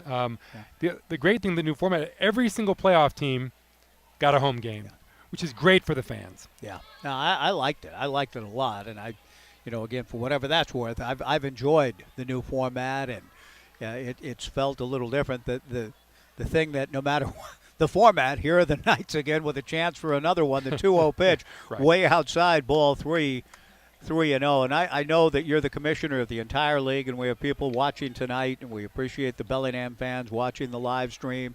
And you're not rooting here. Your presence here as the commissioner to award the championship trophy after the game. The 3-0 pitch just outside for ball 4. Easton Amundsen down to first, so with 2 outs, a single and a walk. Jaden Matthews, the batter, and Brooke Knight may be making a move. He usually dispatches his pitching coach, and he's not going to here. This will give us a chance to visit as we see a pitching change coming. Matt Scott on his way to Stanford, a promising right-hander heading to the farm. His final outing as a Corvallis Knight, he told me he had just one of the best experiences of his life here. And, Rob, that's what you hope in every organization, that when the young men finish a summer, whether in Nanaimo or Kamloops or Edmonton or Springfield or Corvallis, they're saying that kind of thing. Absolutely. And, I mean, as the commissioner, everything sort of reflects upon me to some degree. So just as a human being, I want all the players to have a good experience. But I'll also say that ultimately that's going to redound to your benefit as an organization in the future. Because a player comes here, has a great experience. How many people is he going to tell? How many coaches is he going to tell about his experience? So I think it behooves every team in the league to make sure their players have great experiences. And obviously some teams are better at that than others. As the commissioner, as the league, you can only do so much. But I do know that the Knights do a tremendous job with all that. I was mentioning one of your books earlier as Caden Siegel comes in. We'll keep things here as Caden loosens up. 2 on, 2 out, top of the fourth, 3-0 Knights. This is a book of yours that I've not seen, but it's in your credits. Baseball Dynasties or something that you wrote with Eddie Epstein? That's right. That was my first one, yep. Okay. What was the upshot of that book? I don't think there was a chapter on the Knights. It was before, but 5 in a row is amazing and a chance for 6. But it got me thinking, who did you look at in that book? Well, it was difficult to narrow down the number of teams, right? So what we really were looking for was a team that, A, won at least one World Series, and B, kept a core group of players and was dominant over the course of at least 3 seasons. Okay. So, for example, the 86 to 88 Mets, they only went to the playoffs twice. They only won 1 World Series, but over the course of those 3 seasons, totality, they were dominant. They just didn't quite make the playoffs one of those years. So I think we wound up with a dozen teams roughly, maybe 15 teams in the book that sort of met those qualifications. Of course, that book came out 22 years ago. I'm sure there's another team or two that would be in there since then. But that was the basic criteria. Okay. And speaking then to kind of localize it here, 5 straight at any level. I was talking about John Wooden in his 7th straight with UCLA, Rod Dato winning 5 straight national championships with USC baseball, the 5 straight for the Yankees, which I'm sure you wrote about, 49 to 53 in your book. 5 in a row at any level is pretty amazing, and it's a credit to the top on down with the Knights. Penny Knight, Dan Siegel, Brooke Knight, etc. I mean, I always say that these things start at the top, but when you look at one of the things that I always look for in an organization is stability. I think what you'll find is that the more stable the organization, the more successful you are. Caden Siegel ready to go to Jaden Matthews. Speaking of the Siegels, Caden now in. What a great summer he's had. He delivers a first pitch swinging strike to Jaden. 0-1 the count. Toussaint Bythewood at second. Easton Amundsen at first. The Knights leading 3-0 in this West Coast League championship affair here at Goss Stadium at Coleman Field. Time granted to Jaden Matthews. 0-1 the count. It's just such a delight to see guys like Caden Siegel, Briley Knight, who grew up in this ballpark with Brooke, Briley's dad, and Dan, of course, the founder and CEO of the Knights, with his son Caden playing such a big role on this team. The 0-1 pitch swung on and missed in the count 0-2. That's fun to see. And we've got a real tradition in this league of sons who have dotted the league from before my time. Owners' sons, coaches' sons. It's really been a lot of fun to watch. No balls and 2 strikes. Caden Siegel to the plate. Breaking ball just missed. And the Knights dugout, I can tell, collectively. Brooke Knight is barking a bit at the home plate umpire. The pitch, if it missed, didn't miss by much. And the count goes to 1-2 to Jaden Matthews. Bellingham looking for a big 2-out rally here to try to get themselves right back in it. Down 3-0 in the 4th. Caden delivers, and he gets him swinging anyway to retire the side. Nice job by Caden out of the bullpen to throw strikes and take care of business. And the Bells strand 2. We'll continue the conversation with West Coast League Commissioner Rob Nyer through the next half inning. Did you come down with your good friend Rob Nelson? Did you guys come down together, or are you just sitting together? Well, we drove separately because I wanted to come very early, meet with the umpires, meet with the coaches. I was behind that horrible traffic accident on I-5 today, and so I did not get here early enough to do anything. Well, it's good to see both of you here. We'll take a mid-inning break, and I promise you we'll catch up on the other one that we missed, Garrett, back in studio. We go to the bottom of the 4th, still 3-0 Knights on 1240 Joe Radio. We set 'em up, you knock 'em down. Want to get out of the house? Do something fun this fall? Fall leagues are now forming at Highland Bowl. Hey, a fall league is good exercise. It's inexpensive and it's perfect for beginners. With lots of different leagues to choose from each week, you're sure to find something that works for you. For more info, call or stop by Highland Bowl. They're on 9th Street in Corvallis, or log on to highlandbowl.com. We set 'em up, you knock 'em down. Highland Bowl. Is there ever a reason you wouldn't want to feel confident? I didn't think so. At the Natty Dresser in downtown Albany, confidence is exactly what we want to inspire. When you wear quality clothing that fits you perfectly, you feel great and act with confidence. Don't just dress for where you are, dress for where you want to be. The Natty Dresser, purveyors of quality menswear on the west end of First Avenue in historic downtown Albany. Dress well, be confident, find success. Coming soon to theaters. The Beavers block the punt. It's on the field. Picked up. Heading toward the end zone. And in. No. Wait. Coming soon to streaming services. I think we're just learning that because of the portal. How soon are we back? Wait. 20 seconds? It's radio. It's the Joe Beaver Show with Mike. Okay, so we were good even though we missed the pitching change break? We're good? Okay, good. Okay, are we back? Right now, Okay. 1240 Joe Radio. Bottom of the fourth inning, 3-0 Knights. Mason Lee leading things off against left-hander Wesley Moore. The count 1-1 to Mason, who beat out an infield single in the second and then ran wild on the base paths and put pressure on immediately on the first pitch to the plate by Jack Erdman, stole second. On the throwing error, went to third, and on the error trying to get him going to third, he scored. Mason Lee putting on great pressure, and the Knights picked up their second run. They lead at 3-0 in the fourth. Mason fouls one back. The 1-2 pitch from Wesley misses high and away. 2 balls and 2 strikes to Mason Lee. The Knights have scored a run in each inning. Mason Lee, Spencer Scott, then back to the top of the order, and Jonah Advincula. The 2-2 pitch is lifted to left field and playable for Jaden Matthews. Jaden backing up, yeah, it was playable, but the wind got a hold of it a little bit, and Matthews, who was just kind of nonchalantly moving back at the last moment, seemed to have a little trouble with it, but he does pull it in just shy of the warning track. Spencer Scott, the batter. Spencer flied to right in the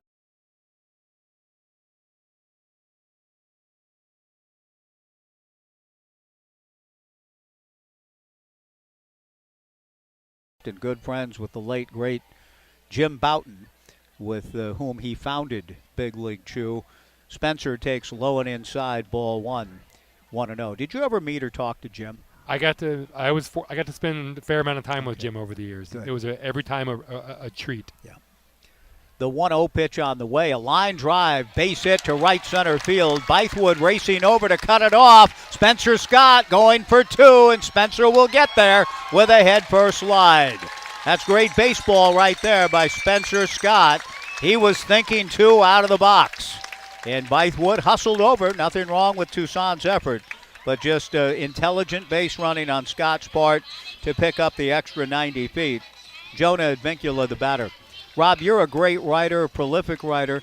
One of the things about Boughton, he's kind of known, as well he should be, always known for Ball 4, but he wrote a lot of stuff, didn't he? He was very good. He wrote some various other books, and some of those are just are really entertaining. He did a lot of other things as well. You mentioned Big League Chew. He invented various other things, some of which people know of, some of which people don't. He was a sportscaster. He acted. Yes. He had a great turn in a Robert Altman movie, The Long Goodbye. Right. He was one of those people, Mike, when you were in the room with him, you just realized, oh, this is like, I know why people want to be around this guy. He was very magnetic. Yeah. And he also loved being Jim Boughton. Right. No, that's a cool thing to be. Yes. To be Jim Boughton. Jonah Advincula, the batter, a 1-out double for Spencer Scott. Knights leading 3-0 in the bottom of the fourth.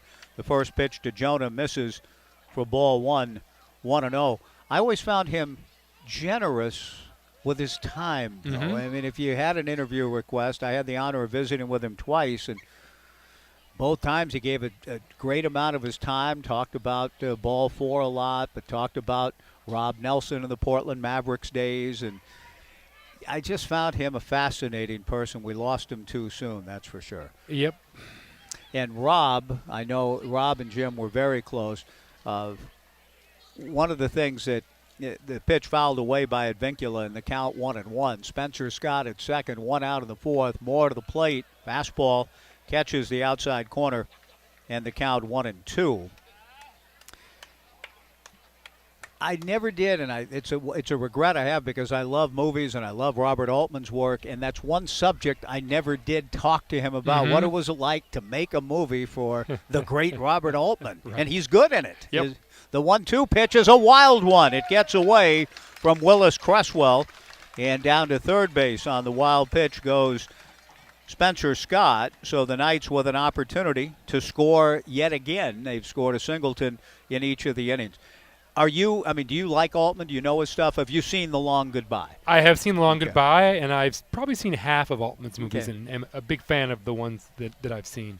That's an underrated one, The Long Goodbye. I like that a lot. But did you ever get a chance at all to talk to Jim about that?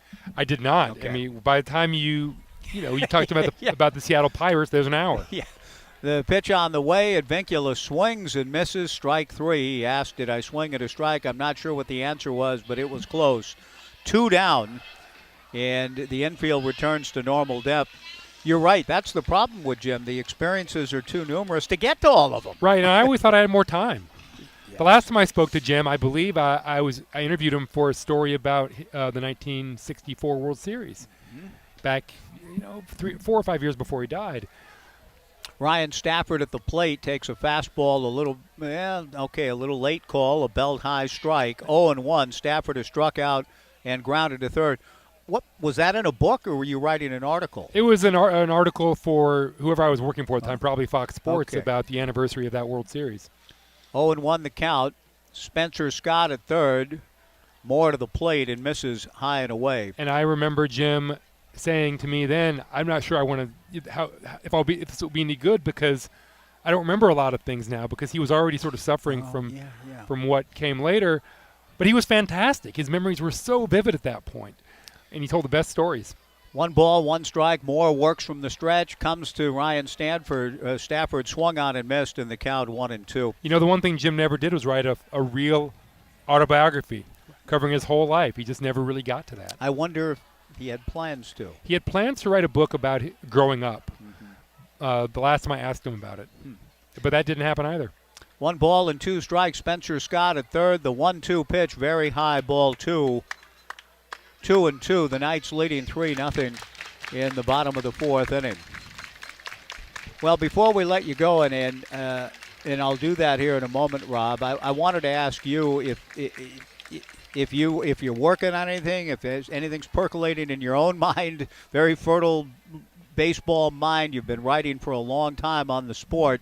The 2-2 pitch swung on and missed for strike 3, and the inning is over, and the Knights leave a runner at third. We'll keep things here and kind of chew on that a little bit. What's going on with you now, Rob, in terms of writing? I know you're so busy with this and other things, but what about a book? I am. Well, I would love to have a project this winter.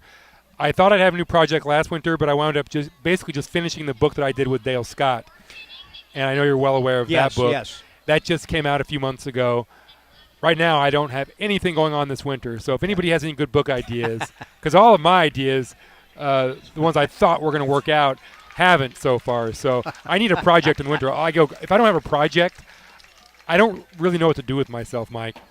Well, you told me you took Mark Armour up to the airport, his latest book. He was kind enough to sit down and visit with me here a couple of weeks ago. He was very appreciative, by the way, of his time with you. Well, we had a great time. Rob, it is great to see you back here.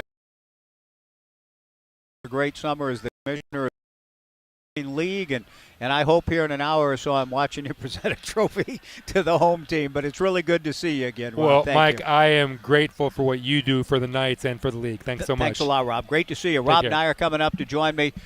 We will keep things here with the half-inning break. We'll get caught up on that, I promise you, Garrett. Thanks, Rob. Great to see you. As we go to the top of the 5th inning, the commissioner in his 5th year, Rob Nyer, prolific author. He mentions the Dale Scott book. He's written the big book of baseball legends, the big book of baseball blunders, the big book of baseball lineups with the great Bill James, the Nyer-James Guide to Pitchers, Feeding the Green Monster, Baseball Dynasties that we talked about, Powerball, the anatomy of a modern baseball game. I don't know how he's done it over the years, but he has been one of the great baseball writers of the modern era, and a real pleasure to have him on for an inning or so here at Goss Stadium at Coleman Field as we go to the fifth. 3-0 Knights. Caden Siegel's first pitch fouled back by Alex Fernandez. The strike one change from Caden is high. 1-1 the count. Fernandez drew a walk in the third. Alex Fernandez, Noah Meffert, and Malcolm Moore. Siegel delivers fastball in there for a strike, and the count 1-2. A good job by Wesley Moore to prevent the Knights from adding yet another run in the bottom of the fourth. The Knights had a runner at third in less than 2 and didn't get him home. Caden Siegel delivers a fastball on the inside corner. Strike 3 called to Alex Fernandez, and Noah Meffert will come to the plate. Our thanks to Oregon State Credit Union once again this summer. An argument on the part of Alex Fernandez. Fernandez staying at the plate and arguing the third strike call. And head coach Hayden Hastings tells his player, Alex Fernandez, get back in the dugout, get back in the dugout.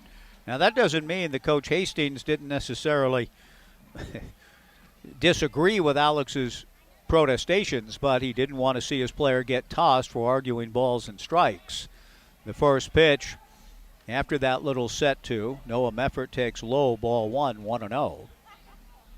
The on-deck hitter, Malcolm Moore, moving as close as he can to the plate area, trying to size up Caden Siegel. The 1-0 pitch to Meffert, a strike, and the count 1-1. 3-0 Knights, top of the fifth inning, and a base hit to center field. Caden leaving it out over the plate a bit, and Meffert, the 9-hole hitter, with a 1-out single. Malcolm Moore comes to the plate. And our thanks to Oregon State Credit Union once again this summer. They have 15 branches now in the community. You can join at one of the 15 branches, become part of Oregon State Credit Union and their membership privileges and full financial services. They were a sponsor of one of the big nights of the summer, the July 3rd fireworks show. Oregon State Credit Union, investing in all of our communities and dedicated to creating financial solutions toward making local lives better. A throw to first base, Noah Meffert back, held on by Kiko Romero. Siegel from the stretch and throws a wild pitch. The ball glancing off the mid of Tanner Smith to the backstop, and Meffert into second. Now Malcolm Moore with an opportunity to drive in a run, get Bellingham on the board, and just the psychology of it all. The Knights with a 3-0 lead and had a chance to go to 4. Left the runner at third, and now Bellingham with a chance now to begin to creep back in it. Not that they're out of it by any means, only down 3 in the fifth. Siegel from the stretch comes to the plate, outside, ball 2. Bellingham took 2 of 3 from the Knights during the regular season back in late June. 2-0 the count. Noah Meffert at second. Caden Siegel from the stretch. The 2-0 pitch is hit high and deep to center. Advincula going back, twisting and turning and backpedaling, makes the catch. Great job by Advincula to read it properly. He turned his back completely on home plate and then turned around and waited for the ball to come down. Well struck, but for an out. 2 down, and Cameron Dayton the batter. I am about to leave tomorrow night at this time. I'll be at this time probably laying over in Calgary, but then we'll be departing tomorrow night right around this time from Calgary to London. And again, I'm speaking of great baseball writers. Rob Nyer, one of the better ones in the modern era. Thomas Boswell, baseball scribe in the late 70s, 80s, and 90s. Boswell, as I've mentioned before, said that when he took his English friend to his first ever baseball game, the Englishman marveled at what Boswell thought were just routine plays. How does the fielder know where the ball is going to come down? The 1-0 pitch is high, ball 2-0. And I think he would have been in ecstasy, that Englishman, to see what Advincula just did a moment ago. It was a good play, but for us, we become almost desensitized to it and not appreciate the hours and hours of reps and work to be able to judge a fly ball as Jonah just did. Siegel's 2-0 pitch. Cameron fouls it back. 2 balls and a strike. 3-0 Knights in the 5th of the West Coast League Championship game before a huge crowd here. Commissioner Rob Nair has just settled back in over to the left with Rob Nelson. Good friends with Dan Siegel and the co-founder of Big League Chew, sold here at Goss Stadium. 2-1 pitch from Caden, swung on and missed, and the count 2 balls and 2 strikes. It is a tremendous American story. Ball 4, the book itself is that, the Seattle Pilots, and then Jim going on to pitch in the Portland Mavericks bullpen and invent Big League Chew with Rob Nelson. Tremendous story, and Rob has shared it with us a number of times over the years. The 2-2 pitch foul back, and it remains 2 balls and 2 strikes with 2 outs in the top of the 5th inning. 3-0, the Knights in front. And again, it is one of my regrets, and as Rob Nair and I were talking about the couple of opportunities I had to visit with Jim Bouton, to not talk to him about working for Altman. The Long Goodbye, underrated films.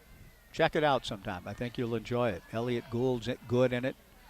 Bouton has a role in it. Not a big one, but he's okay. 2-2 pitch, missing high, ball 3, 3-2.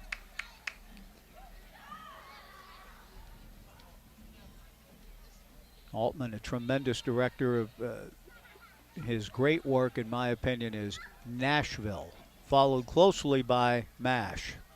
3 balls, 2 strikes, 2 outs. 3-0 Knights in the 5th. The runner is going to third, and the pitch is fouled back by Cameron Dayton. Noah Meffert getting a pretty good jump. 3-2 the count to Cameron Dayton.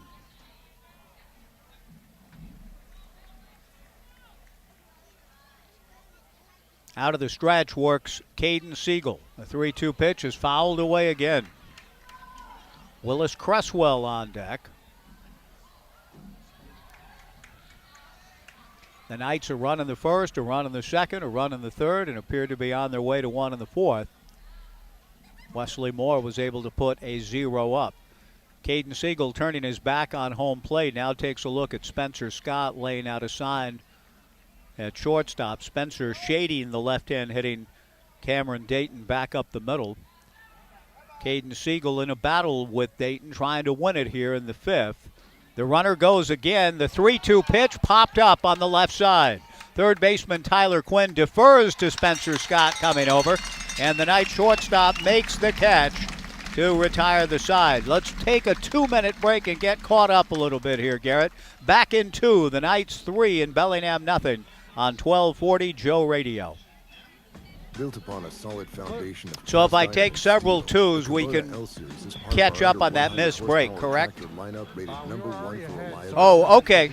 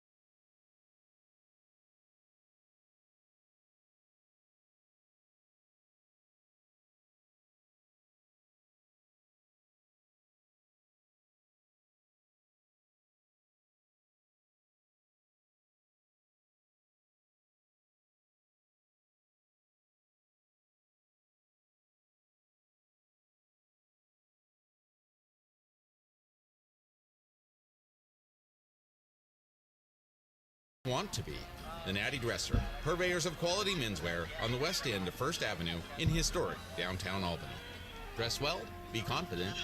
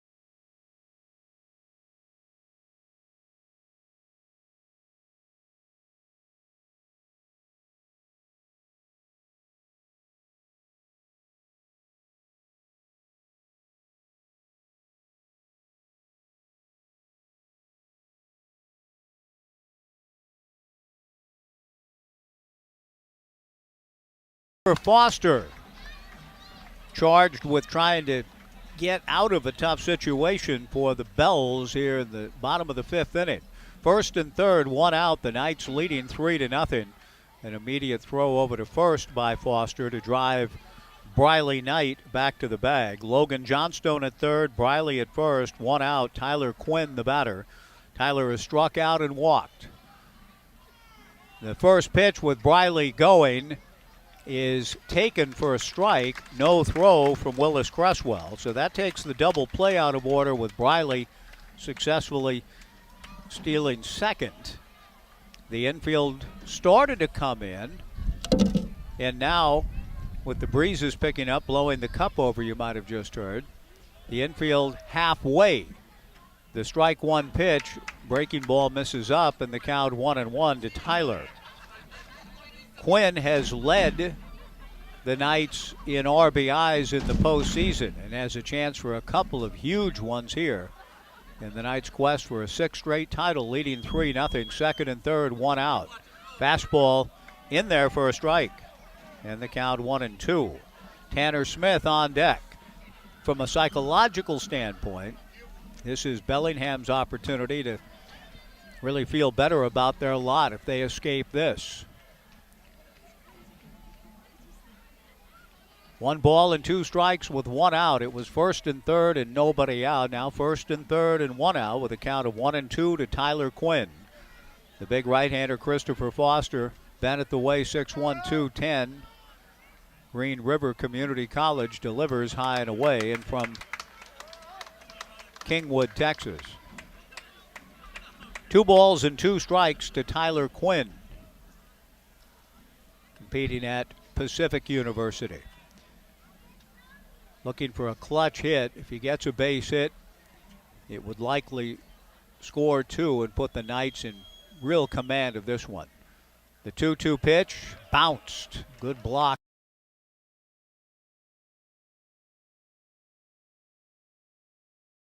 To Tyler. First base is open. Tanner Smith, the on-deck hitter, and the Knights, who scored a run in the first, second, and third, blanked last inning, trying to get back on the board again here. 3-2 the count to Quinn. The 3-2 pitch, a ground ball that'll score a run. Up the middle, fielded by Meppert, throws to first to get Tyler Quinn, but Johnstone down the line to score on the RBI ground out. The Knights lead it 4-0.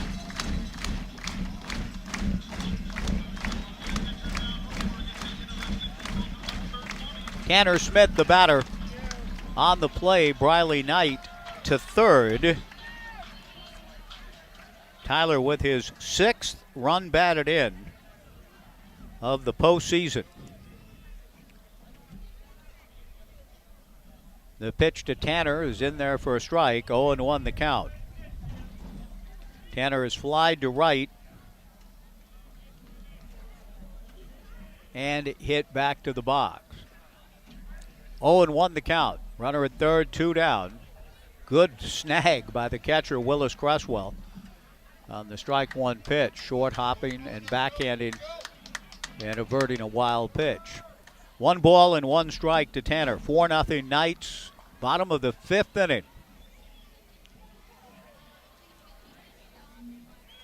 Christopher from the stretch delivers another one down and nearly in the turf.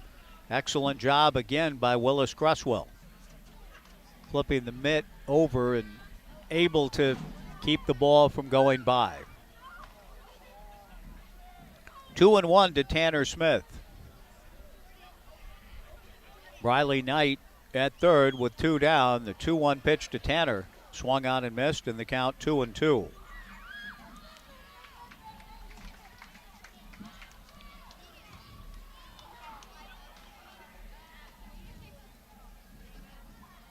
Christopher Foster, the third pitcher of the evening for the Bells, comes to the plate. Breaking ball swung on and fouled back. Tanner just did get a piece of it to stay alive. 2-2 the count.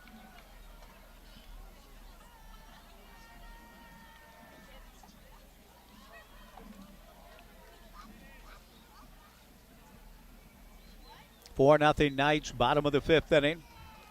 Right-hander Foster back to the plate. Fastball swung on and missed. Strike 3 to retire the side.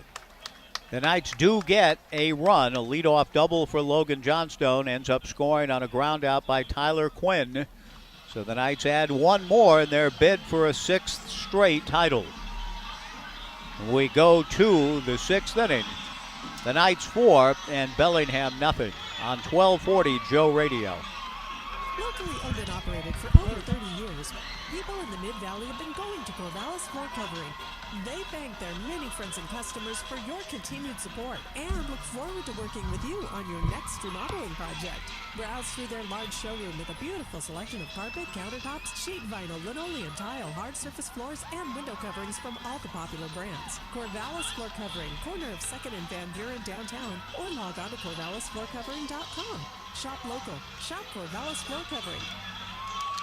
Dave's Performance Hybrids is the Willamette Valley's Prius experts and your Toyota dealer alternative. Dave's is now offering hybrid battery warranty extension for every Prius. If your Prius has an original battery or was replaced somewhere else and has expired, invest in Dave's hybrid battery warranty extension before it fails and save 50% off the price of a 1 to 5 year warranty, including testing. Need an oil change? Get $20 off your next oil service at Dave's Performance Hybrids. Off I-5 and Highway 20 in Albany. Online at davesperformancehybrids.com. Does your financial advisor take the time to really listen to you? Is your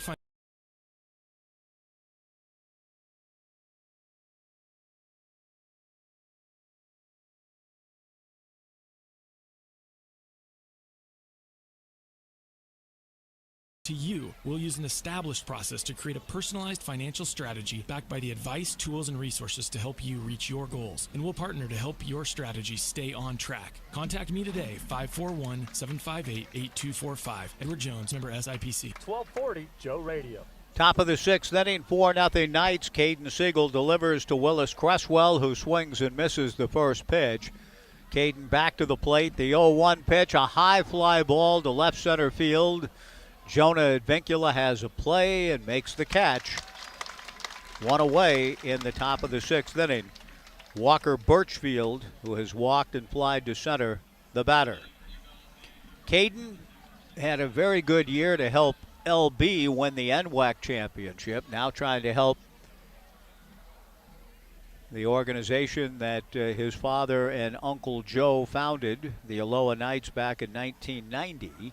Caden tried to help the Knights win the Summer League championship. Has had a great summer. The pitch fouled back in the count 0-1. Young man out of Grant High School. Papa Dan went to Aloha and founded the Aloha Knights in 1990. And the move, a felicitous one to Corvallis in 2007. Strike 1 fastball from Caden in there for strike 2. The Knights have never missed the postseason. And Caden and the rest of the Knights trying to be part of a 9th overall organizational championship since the move here 15 summers ago. A fly ball toward the gap in right center field. That'll get down for a base hit, played on a hop by Ryan Stafford. He gets the ball back in. A long single for Walker Birchfield. And Toussaint Bythewood will come to the plate. Toussaint is grounded into a double play and singled to left. When Toussaint and the Bells were here in late June, I remember being impressed by the biography of this young man out of Encino, California, and Harvard Westlake.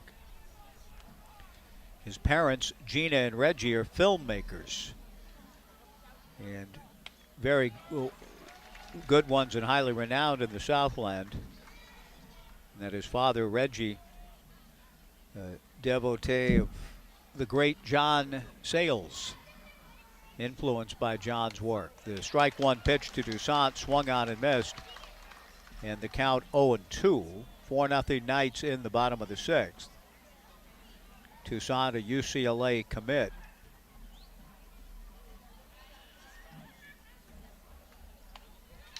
And the strike two pitch to Bythewood, swung on and missed. Strike three, 2 down, but a highly talented and creative family of which Toussaint making his own mark. Fans here for the second out of the inning. He had singled back in the fourth, one of the 3 hits for Bellingham tonight. The batter is Easton Amundsen, who has walked twice. Caden Siegel to the plate. The first pitch missing high and away, ball 1. Caden came on for Matt Scott in the fourth inning. 4-0 Knights, top of the sixth. Siegel delivers another fly ball at Vincula's way in center. Jonah moves back and over and pulls that one in. Jonah's been busy. Caden Siegel doing his thing. No runs, a base hit, 1 left. To the bottom of the sixth we go in this final game of the summer of 2022. The Knights 4 and Bellingham nothing on 1240 Joe Radio.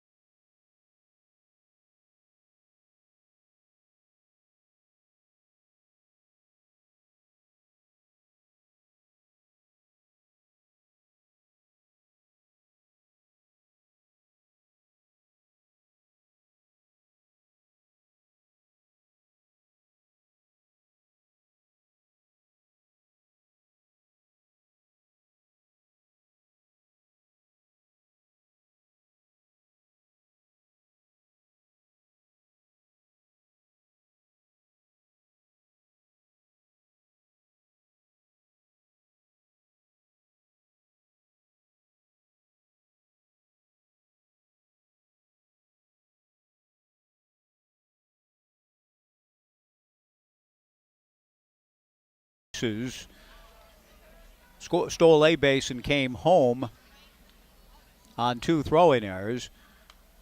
Swings at the 0-1 pitch and fouls it back. That was back in the second inning. Flied to left in the fourth. No balls and 2 strikes to Mason with Spencer Scott on deck and Jonah Advincula to follow. 4-0 Knights. They've scored in each inning save the fourth. Bottom of the sixth. Christopher Foster delivers. Fastball swung on and missed. And the throw around the horn doesn't quite get to the first stop. Goes into left field where Jaden Matthews recovers. 1 away and Spencer Scott to the plate.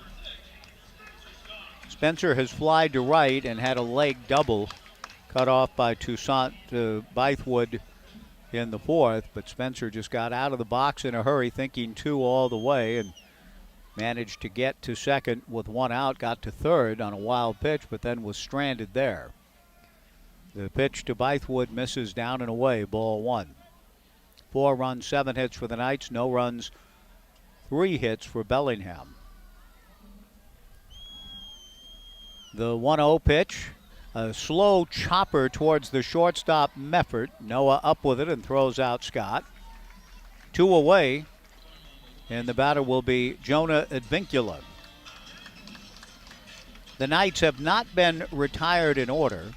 As I mentioned, they've scored a run in each inning, with the exception of the fourth, and in that inning they had a runner at third with 1 out. Christopher Foster trying to do something no one else has been able to do, keep the Knights quiet. 2 outs, nobody on. Ethan Ross heads down to the Corvallis Knights bullpen. Advincula has scored 2 of the Knights' 4 runs. He backs away from a fastball, a called strike. 0-1 the count. Jonah has a single to center, an infield single, and is struck out. 3 more stolen bases tonight for Jonah. He takes away ball 1, 1-1. Bottom of the 6th inning, 4-0 Knights in the final game of the summer of 2022, and the Knights trying to end it with yet another on-field celebration of a championship. Good breaking ball from the right-hander Foster in there. 1-2 the count.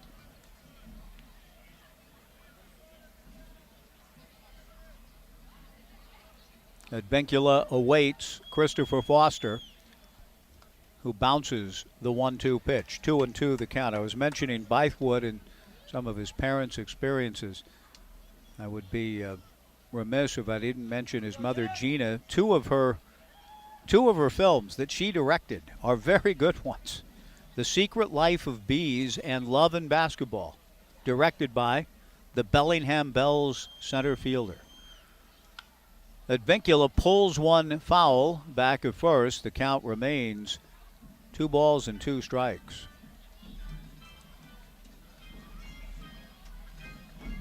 And Toussaint will stay and play his collegiate baseball in Southern California at UCLA. 2 balls, 2 strikes, 2 outs. I hope that someday our paths will cross there. A ground ball to short, fielded by Meffert. The throw to first is just in time. Advincula racing down the line made it close. But the side is retired, and it is retired in order, and that's newsworthy tonight. A good job by Christopher Foster. We go to the 7th. It's the Knights 4 and Bellingham nothing in the West Coast League Championship game on 1240 Joe Radio. If you're fed up with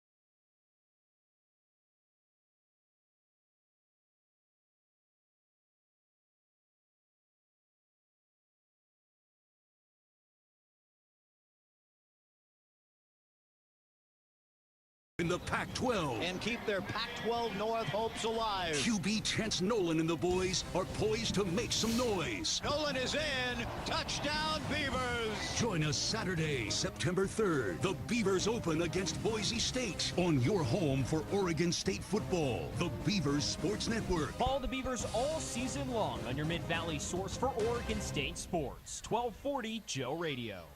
1240 Joe Radio. Through 6 innings on 1240 Joe Radio. The Corvallis Knights 4 runs, 7 hits, and no errors. Bellingham no runs, 3 hits, and 2 errors. Jaden Matthews takes a first pitch strike from Caden Siegel. The 0-1 fastball swung on and missed. 0-2 the count. 4-0 Knights in the 7th. Siegel working with his battery mate Tanner Smith. Kicks and comes back. The 0-2 fastball high and inside. 1-2 the count. Jaden Matthews, Alex Fernandez, and Noah Meffert, the scheduled hitters. Ethan Ross, I presume, is loosening up in the Knights bullpen. He was dispatched down there moments ago. Caden turns his back on home plate. Stares out at center field, heaves a deep sigh, now gets back on the bump and delivers. Fastball just outside. Ball 2, 2-2.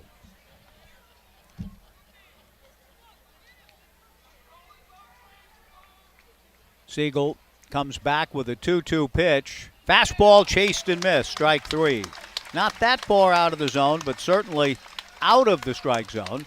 But Caden doing such a good job of moving the ball up and down and in and out and moving it around and changing the eye level that Matthews was lulled into thinking the pitch was a strike and goes after it, goes down swinging. 1 away, Alex Fernandez, the batter, has walked and struck out looking. The left-handed hitter swings and fouls the first pitch into the mid of Tanner Smith. Caden Siegel and Tanner the battery. Kiko Romero at first, Mason Lee at second, Spencer Scott at short, Tyler Quinn at third. The strike 1 pitch Fernandez takes high. Briley Knight in left field, very shallow by the way. Jonah Advincula in center, Ryan Stafford in right. 1 ball and 1 strike the count to the left-hand hitting Alex Fernandez. Siegel delivers, fastball in there, strike 2. 1-2 the count. Alex walked and stole a base in the 3rd. 1 ball and 2 strikes. Both hitters this inning have asked for time and backed out in the midst of the sequence of pitches. Matthews ended up striking out. The 1-2 pitch to Fernandez misses low and in.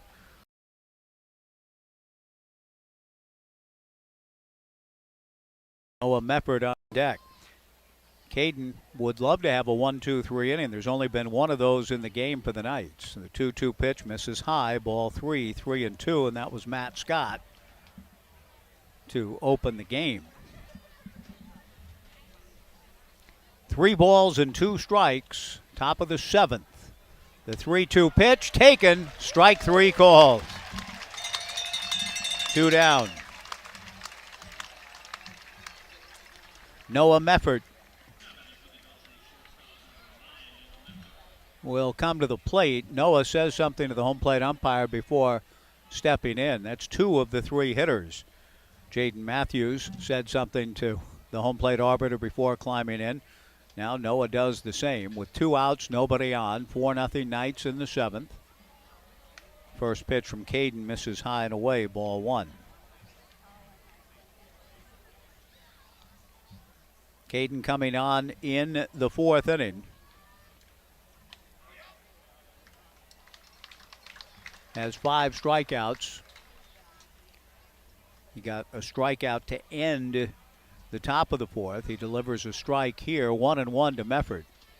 Siegel back, fastball swung on and missed, and Caden is a strike away from fanning the side. And takes a stroll back of the mound, turns his back on home plate. Heaves a deep sigh, staring out at Jonah Advincula, and now comes back to the top, ready to go. The 1-2 pitch from Siegel just outside, ball 2. 2-2. Caden trying to retire these bells in order and trying to draw the Knights closer to yet another title. The 2-2 pitch, fastball.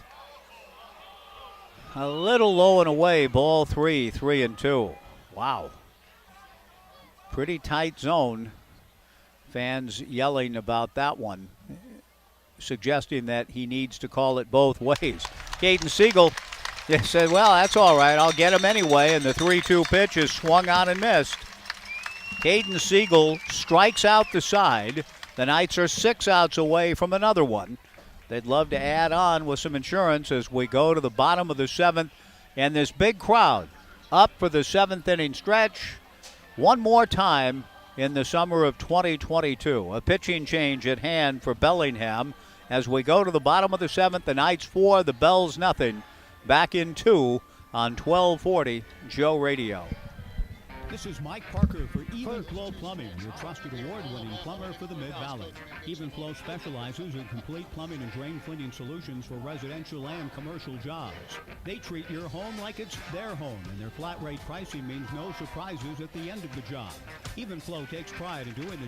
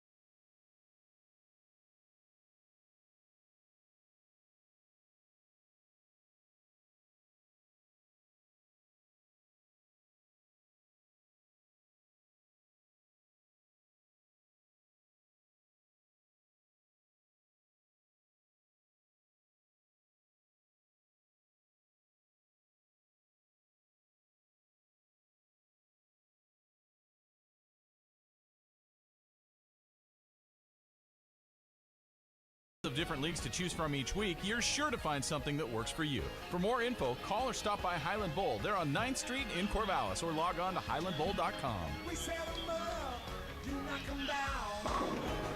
Highland Bowl. 1240 Joe Radio.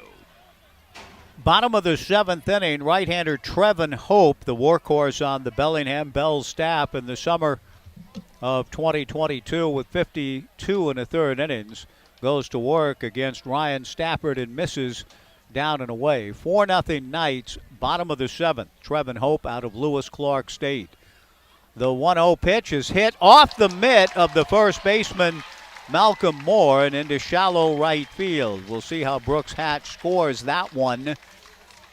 Brooks, the official scorer, one of many who have done such a great job in the booth adjacent to yours truly's vantage point here outside the McGrath family press box. Still waiting to see what goes up, whether a Knight's 8th hit or a 3rd error. I would lean toward error, even though I'd love to see Stafford get a hit. I just think the ball probably should have been caught by Moore, so I'll keep an eye on it. No rendering at the moment. The batter is Logan Johnstone, who takes a first pitch strike from Trevin Hope. No balls and 1 strike. 4-0 Knights in the bottom of the 7th inning. And that'll go as a base hit for Ryan Stafford.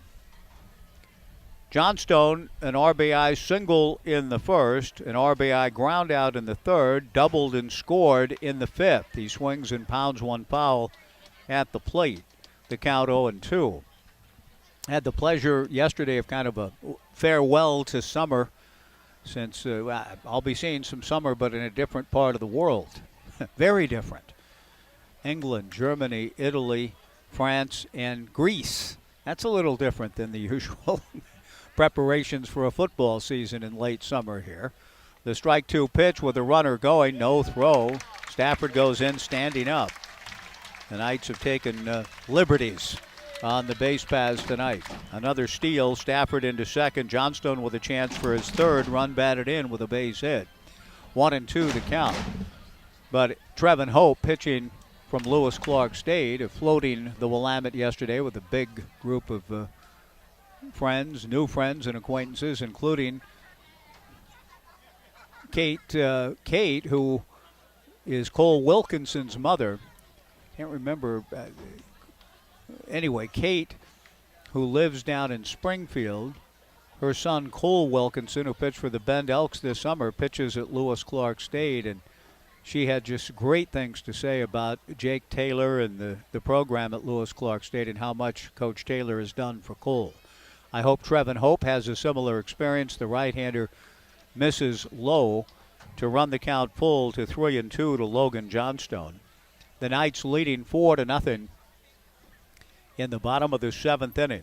Ryan Stafford, a leadoff single, a steal of second. Johnstone, at least, if he is prevented his third run batted in, at least wants to move the runner.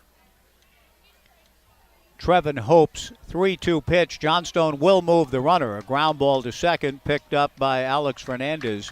Throws to first for the out. One away. Stafford does move to third base. And that'll bring Briley Knight to the plate. The Knights leading 4-0. And the Bells a little late on the uptake here, but now I think the word has been given. They need to move in. They were playing at normal depth. Now, not all the way in, a little more than halfway for Briley, with Stafford the runner at third. And Knight drills it to deep right center. Bythewood going back.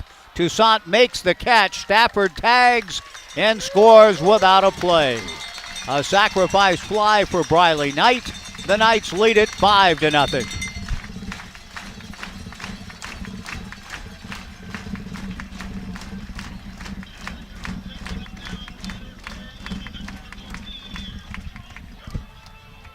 Two down, nobody on. The Knights execute the game so well again. That has been a recurring theme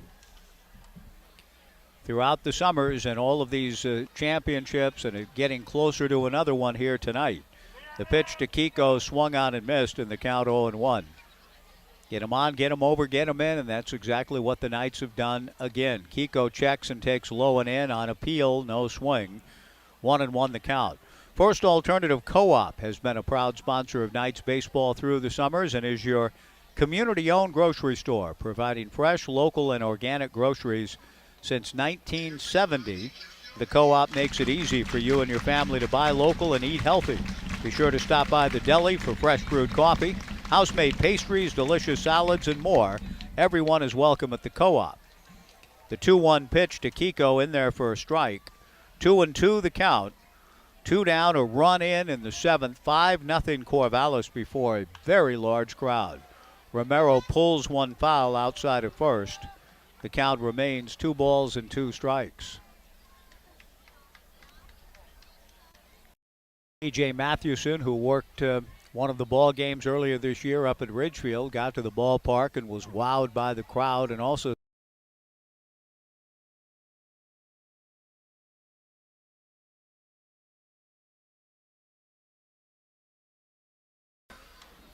leading to think in terms of TJ's appreciation.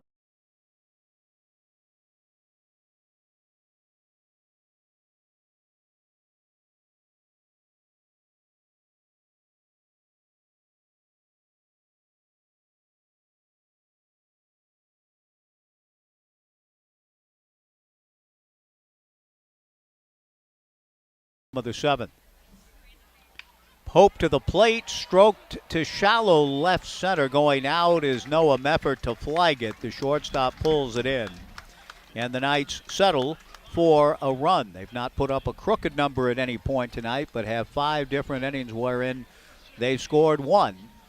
And the crowd tonight is over 2,000. That's a tremendous number for a playoff game, a non-scheduled game.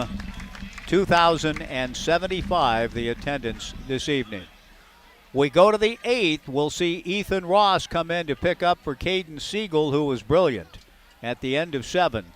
The Knights 5 and Bellingham nothing on 1240 Joe Radio.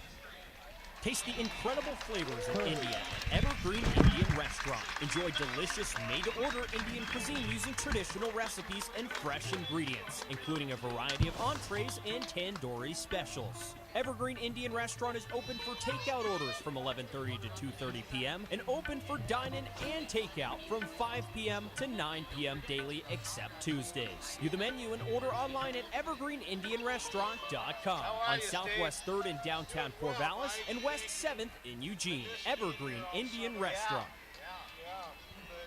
For auto glass solutions, better call the glass man.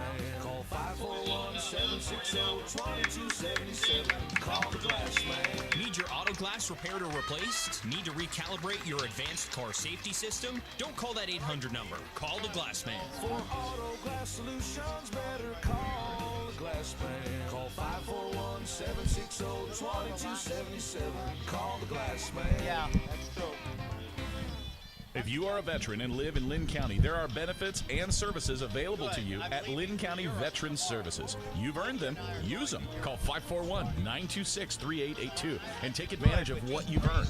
Home loans, disability compensation, health care, transportation, and more. Lynn County Veterans Services is here to help you. If you are a veteran and live in Lynn County, call 541-926-3882 and thank you for serving your country. Lynn County Veterans Services, serving our local veterans. 1240 Joe Radio.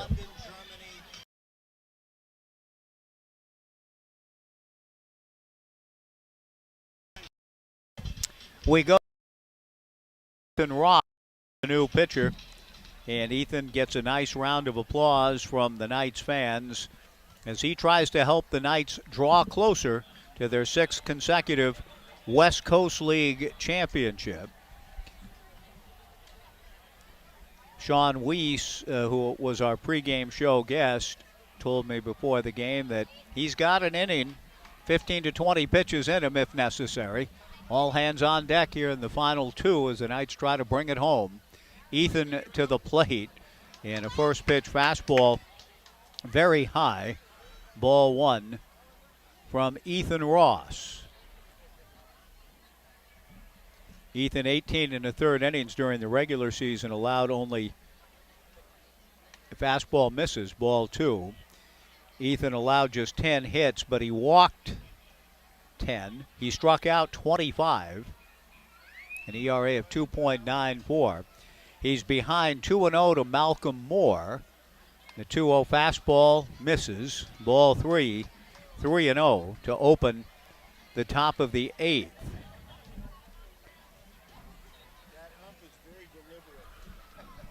Oh, did he call that a strike? Okay. He was very late in making the call. Now the 2-1 pitch misses. I was marking on my sheet 3-0, and the umpire very late in raising the right arm. Ethan had a great outing in his last start against Yakima Valley in the playoffs. 4 innings, 2 hits, 4 strikeouts. And trying to pick up where he left off, delivers a strike, and the count 3-2. Malcolm Moore has struck out, flied to center twice, 0 for 3. Ethan, the lefty out of San Jose State, nods yes to Tanner Smith, comes to the plate 3-2 and issues ball 4. A leadoff walk with a 5-run lead here in the top of the 8th inning, and that brings Cameron Dayton, who is 0 for 3, to the plate. Cameron has struck out, flied to center, and popped to short. Ethan would love to throw a double play ball here, take care of that walk. He delivers a first pitch fastball high, ball 1, 1-0.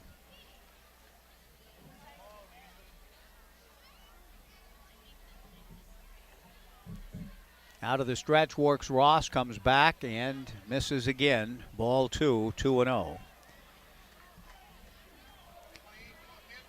5-0 Knights in the 8th, but here comes Bo Kearns. Time called. And Bo out there in a hurry. It's just not the type of start Ethan wanted. The last thing in the world anyone wants to do with a 5-run lead is open the door of hope in any way, shape, or form by free passes. And so Bo is out to try to help Ethan get back in a groove here. After issuing the leadoff walk, 2 balls and no strikes to the ensuing hitter Dayton. Willis Cresswell on deck.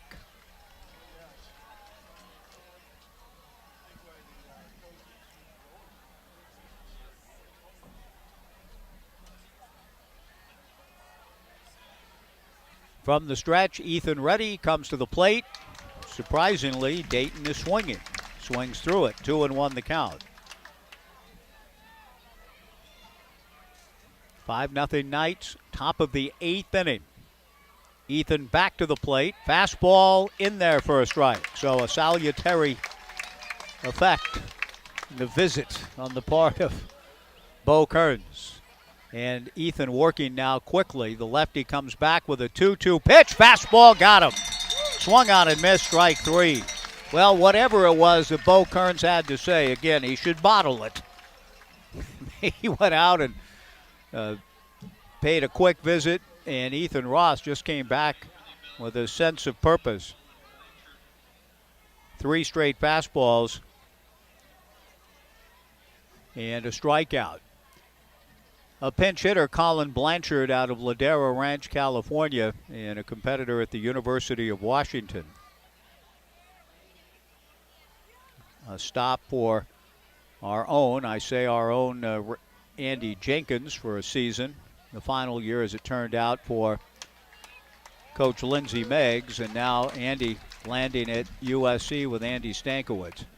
Excellent coach, and Andy's a good baseball man. Happy for Andy. The Jason Kelly era getting ready to begin at Washington. Willis Cresswell is lifted for the pinch hitter, Colin Blanchard, who takes a first pitch strike from Ethan. The 0-1 pitch misses inside. 1 ball and 1 strike. Colin Blanchard pinch hitting for Bellingham in the top of the 8th. The Knights leading 5-0. Ross to the plate. A ground ball to second. Lee shovels to Scott. On to first. Double play. Ethan Ross gets his double play. He faces the minimum. The Knights are 3 outs away from another championship. We go to the bottom of the 8th. The Knights 5 and Bellingham nothing on 1240 Joe Radio. Does your financial advisor take the time to really listen to you? Is your financial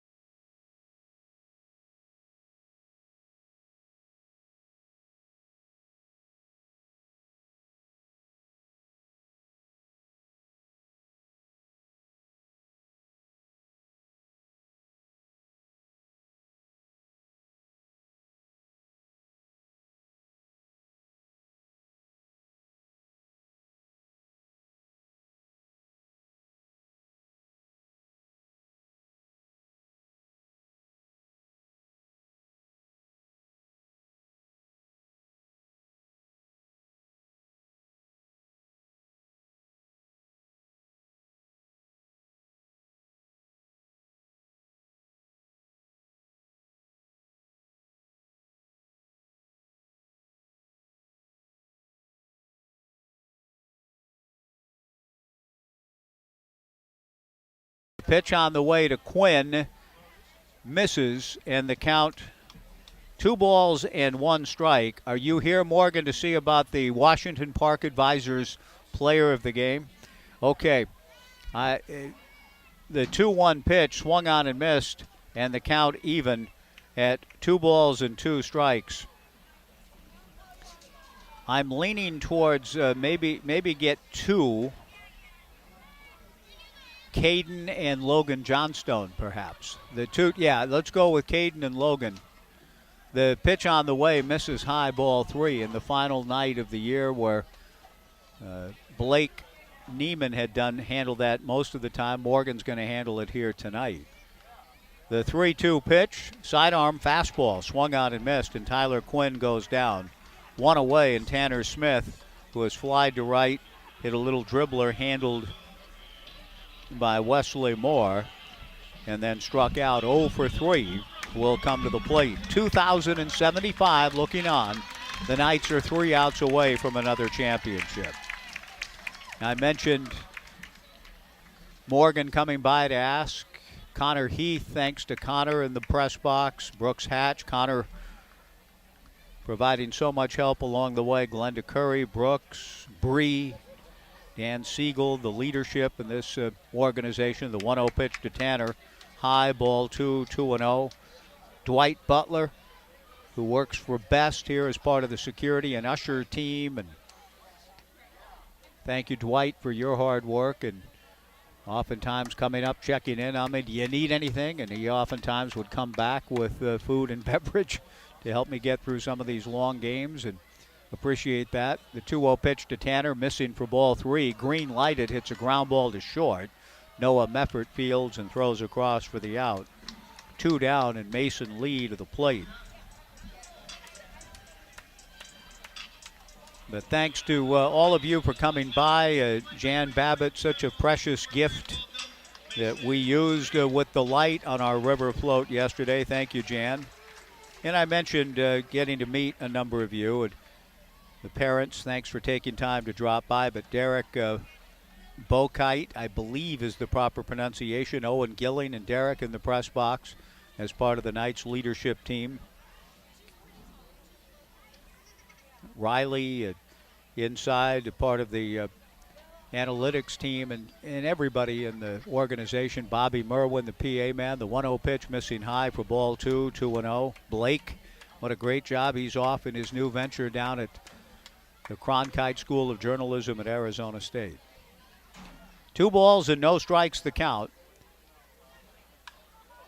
The pitch to Mason Lee, hit to right field and playable, but dropped. It was playable and dropped by Easton Amundsen out and right. The 3rd error of the night, Mason Lee. An inside-out swing, sending a fly ball that Amundsen just flat out dropped. And that'll bring Spencer Scott to the plate. And Jim Munford, thank you for the leather weights, homemade leather paper weights that I've been using ever since you were thoughtful enough and kind enough to bring them up here. Thank you so much. The pitch on the way to Spencer Scott. Misses for ball 1, 1-0. Mark you're asking me, Urchin Alley is just that area. The 1-0 pitch to Spencer, high and inside, ball 2. There's been very little activity the last couple of ball games in Urchin Alley. There are urchins, youngsters. Those are the urchins, Mark. And the alleyway between the upper grandstand here at Goss Stadium at Coleman Field and the entrance to Dixon Rec. A little bit of an alleyway, and I many years ago began to call it Urchin Alley. There might actually be a real Urchin Alley in Charles Dickens' country, where I'm heading soon. He wrote of the street urchins pretty eloquently. I know times have changed a little bit, but I may see an urchin in an alley or two there. But we have our own Urchin Alley at Goss Stadium at Coleman Field. Mark, it's right behind where you were sitting the other night. The 2-0 pitch hits Spencer Scott, and he will head down to first. Mason Lee to second. 5-0 Knights in the bottom of the 8th. And the batter will be Jonah Advincula. So I hope that's helpful about that, Mark. Bob Keith texting to tell me that Adley Rutschman and Stephen Kwan both went 1 for 4 tonight. Rutschman with an RBI on a sacrifice fly. Thank you for those updates. A pitching change is coming with Hayden Hastings going out to bring in a new pitcher with the Knights leading 5-0, but the right-hander Trevin Hope not inspiring a great deal of it here at the end. Trevin trots back to the bullpen to join his teammates out there as a new pitcher comes in from through the gate beyond the left field fence. We will take perhaps one final pitching change break. Ryan Bytel out of Surrey, British Columbia is the new pitcher. So a 2-minute pitching change break with the Knights trying to further break things open, leading at 5-0, closing in on a 6th straight West Coast League championship. Back in 2 on 1240 Joe Radio. This is Mike Parker for Even Flow Plumbing, your trusted award-winning plumber for the Mid-Valley. Even Flow specializes in complete plumbing and drain cleaning solutions for residential and commercial jobs. They treat your home like it's their home, and their flat rate pricing means no surprises at the end of the job. Even Flow takes pride in doing the job right the first time. Just call 541-738-8853 for all your plumbing needs. When you need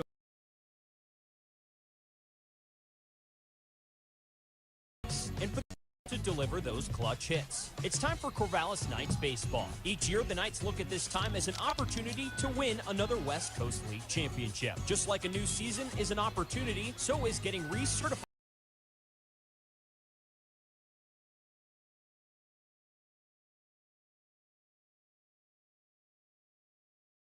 for 1-760-7632 to schedule.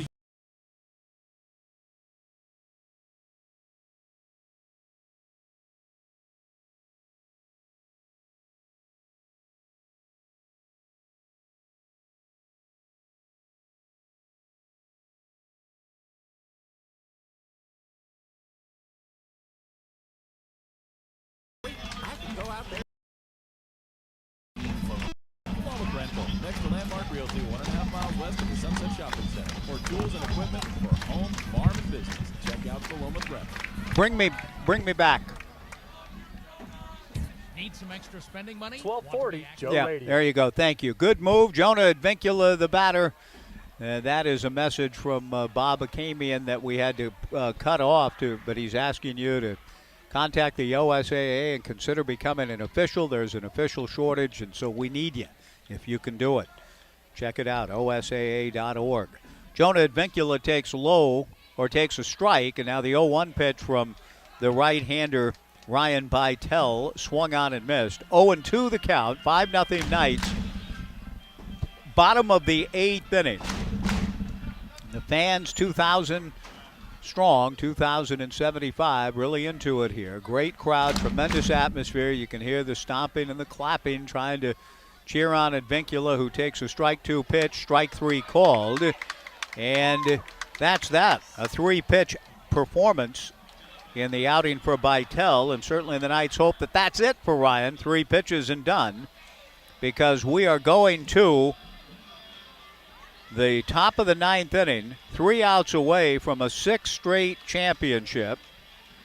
And who is it going to be coming out of the bullpen? Well, I think it's fitting. Now, for a moment, I'm sorry. I mean, it's great to have Cam Day coming in. But I thought for a moment by the jog when I first saw the person running onto the field that it might have been Sean Weiss, whose family has been sitting alongside me all season long, and the last 2 seasons, in fact. Grandparents Gary and Sylvia, and Sean's folks, Casey and Amy, have really been a delight to spend the last couple of summer nights here with them. But it's Cam Day who will get a chance to close it when we go to the 9th. The Knights 5, Bellingham nothing. Back after this on 1240 Joe Radio. If you're set up with Okay. dirty grout lines, Thank you. maybe it's time to And we consider can wrap Cultured it at the Marble. end of the half Hi, inning, I'm correct? Katie Albin at Albin's Plumbing in Okay. Corvallis. Cultured Marble is Well, we're all caught up, aren't we? The best part is, no Okay. grout lines, affordable and easy to 90. maintain. 90. Come by our showroom on 9th Street in Corvallis and see the beautiful look of Cultured Marble. Albin's Plumbing, plumbing's all we do. Call 754-8282. Albin's Plumbing. Downward Dog across the Ocean campus is serving up cold drinks and tasty food on their sunny patio. Burgers like the Hangover Helper or Double Trouble. If you prefer, substitute a house-made veggie patty and enjoy appetizers, wraps, salads, and sandwiches. And breakfast is served until 2. The food at Downward Dog is made fresh from scratch and locally sourced whenever possible. And they specialize in mouth-watering handcrafted cocktails and thirst-quenching local microbrews. So stop by the Downward Dog today. Open 7 days a week from 10 a.m. until 10 p.m. on 23rd and Monroe across from the OSU campus. Under head coach John, trending up in the Pac-12. And keep their Pac-12 North hopes alive. QB Chance Nolan and the boys are poised to make some noise. Nolan is in. Touchdown, Beavers. Join us Saturday, September 3rd. The Beavers open against Boise State on your home for Oregon State football. The Beavers Sports Network. Follow the Beavers all season long on your Mid-Valley source for Oregon State sports. 1240 Joe Radio. 1240 Joe Radio. Evan Overmars pinch hits for the Bellingham Bells as we go to the top of the 9th inning. The Knights are 3 outs away from their 6th consecutive West Coast League championship. Overmars swings and misses the first pitch from Day. The 0-1 fastball up and away. 1 ball and 1 strike. Top of the 9th inning, 5-0 Knights. A run in the first, a run in the second, a run in the third, a run in the fifth, and a run in the 7th. And the Knights pitchers have put up zeros. Cam Day hoping to do the same and close it out in style. The right-hander out of the University of Utah misses outside, ball 2, 2-1. The 2-1 fastball swung on and missed, 2-2 the count. Overmars, the pinch hitter for Walker Birchfield here in the top of the 9th. And what has been a dominant performance by Corvallis again. The 2-2 pitch missing high, ball 3, 3-2. Toussaint Bythewood on deck, Easton Amundsen to follow. Cam Day to the plate with a 3-2 pitch. Fastball taken. Strike 3 called. 2 outs away.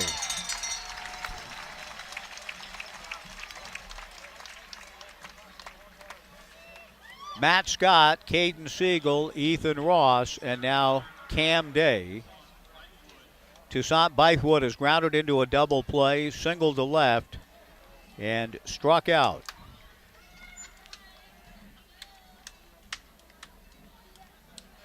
Five runs and 8 hits for the Knights in this 2022 finale. No runs, 3 hits for Bellingham. And the first pitch to Bythewood from Cam is in there for a strike. 0-1 the count. The strike 1 pitch on the way, away, ball 1, 1-1. Bo Kearns out with a visit last inning for Ethan Ross after a walk and a 2-0 count, and Ethan just came back with a strikeout and a double play. The 1-1 pitch swung on and missed, and the count 1-2. Plaza Suite, Neil Simon, Walter Mathau. Mathau tries to get his daughter to come out of the hotel bathroom to get married. She locked herself in. The 1-2 fastball taken. Strike 3 called. 2 down. And the Knights are an out away from another championship. Mathau tries all manner of persuasions. And the groom-to-be comes up and says on the door, knocks on the door and says, "Cool it," to his fiancée. And she opens the door and comes out. And Mathau, "You came out for cool it?" Cam Day ready to go to Easton Amundsen. First pitch, slice foul into the lower grandstand down the left field side. Good catch by a fan over there. 0-1 the count as it's all winding down well. Whatever Bo Kearns said, whether it was cool it or whatever it was, Ross finished strong, and now Cam Day trying to do the same. The strike 1 pitch down and in. The Knights are an out away it's a mind-boggling 6th consecutive West Coast League championship. Many fans are holding up their phones to capture the moment, which is drawing ever closer. The 1-1 pitch swung on and missed, and the count 1-2. So the Knights are a strike away, and this crowd of 2,075 rising to their feet one more time. Telephones out, videos being recorded. Cam Day trying to end it right here. The right-hander kicks and comes and misses. Down and in, ball 2, 2-2. 2 balls, 2 strikes, 2 outs, nobody on. 5-0 Knights, top of the 9th inning. What an atmosphere, what a beautiful scene. Cam Day ready, the 2-2 fastball, swung on and missed, strike 3, and the Corvallis Knights have done it again. 6 consecutive West Coast League championships. The Knights 5 and Bellingham nothing, and a dog pile behind the mound with Cam Day at the bottom of it. And the Knights celebrating a well-deserved 6th consecutive West Coast League title. The reign continues.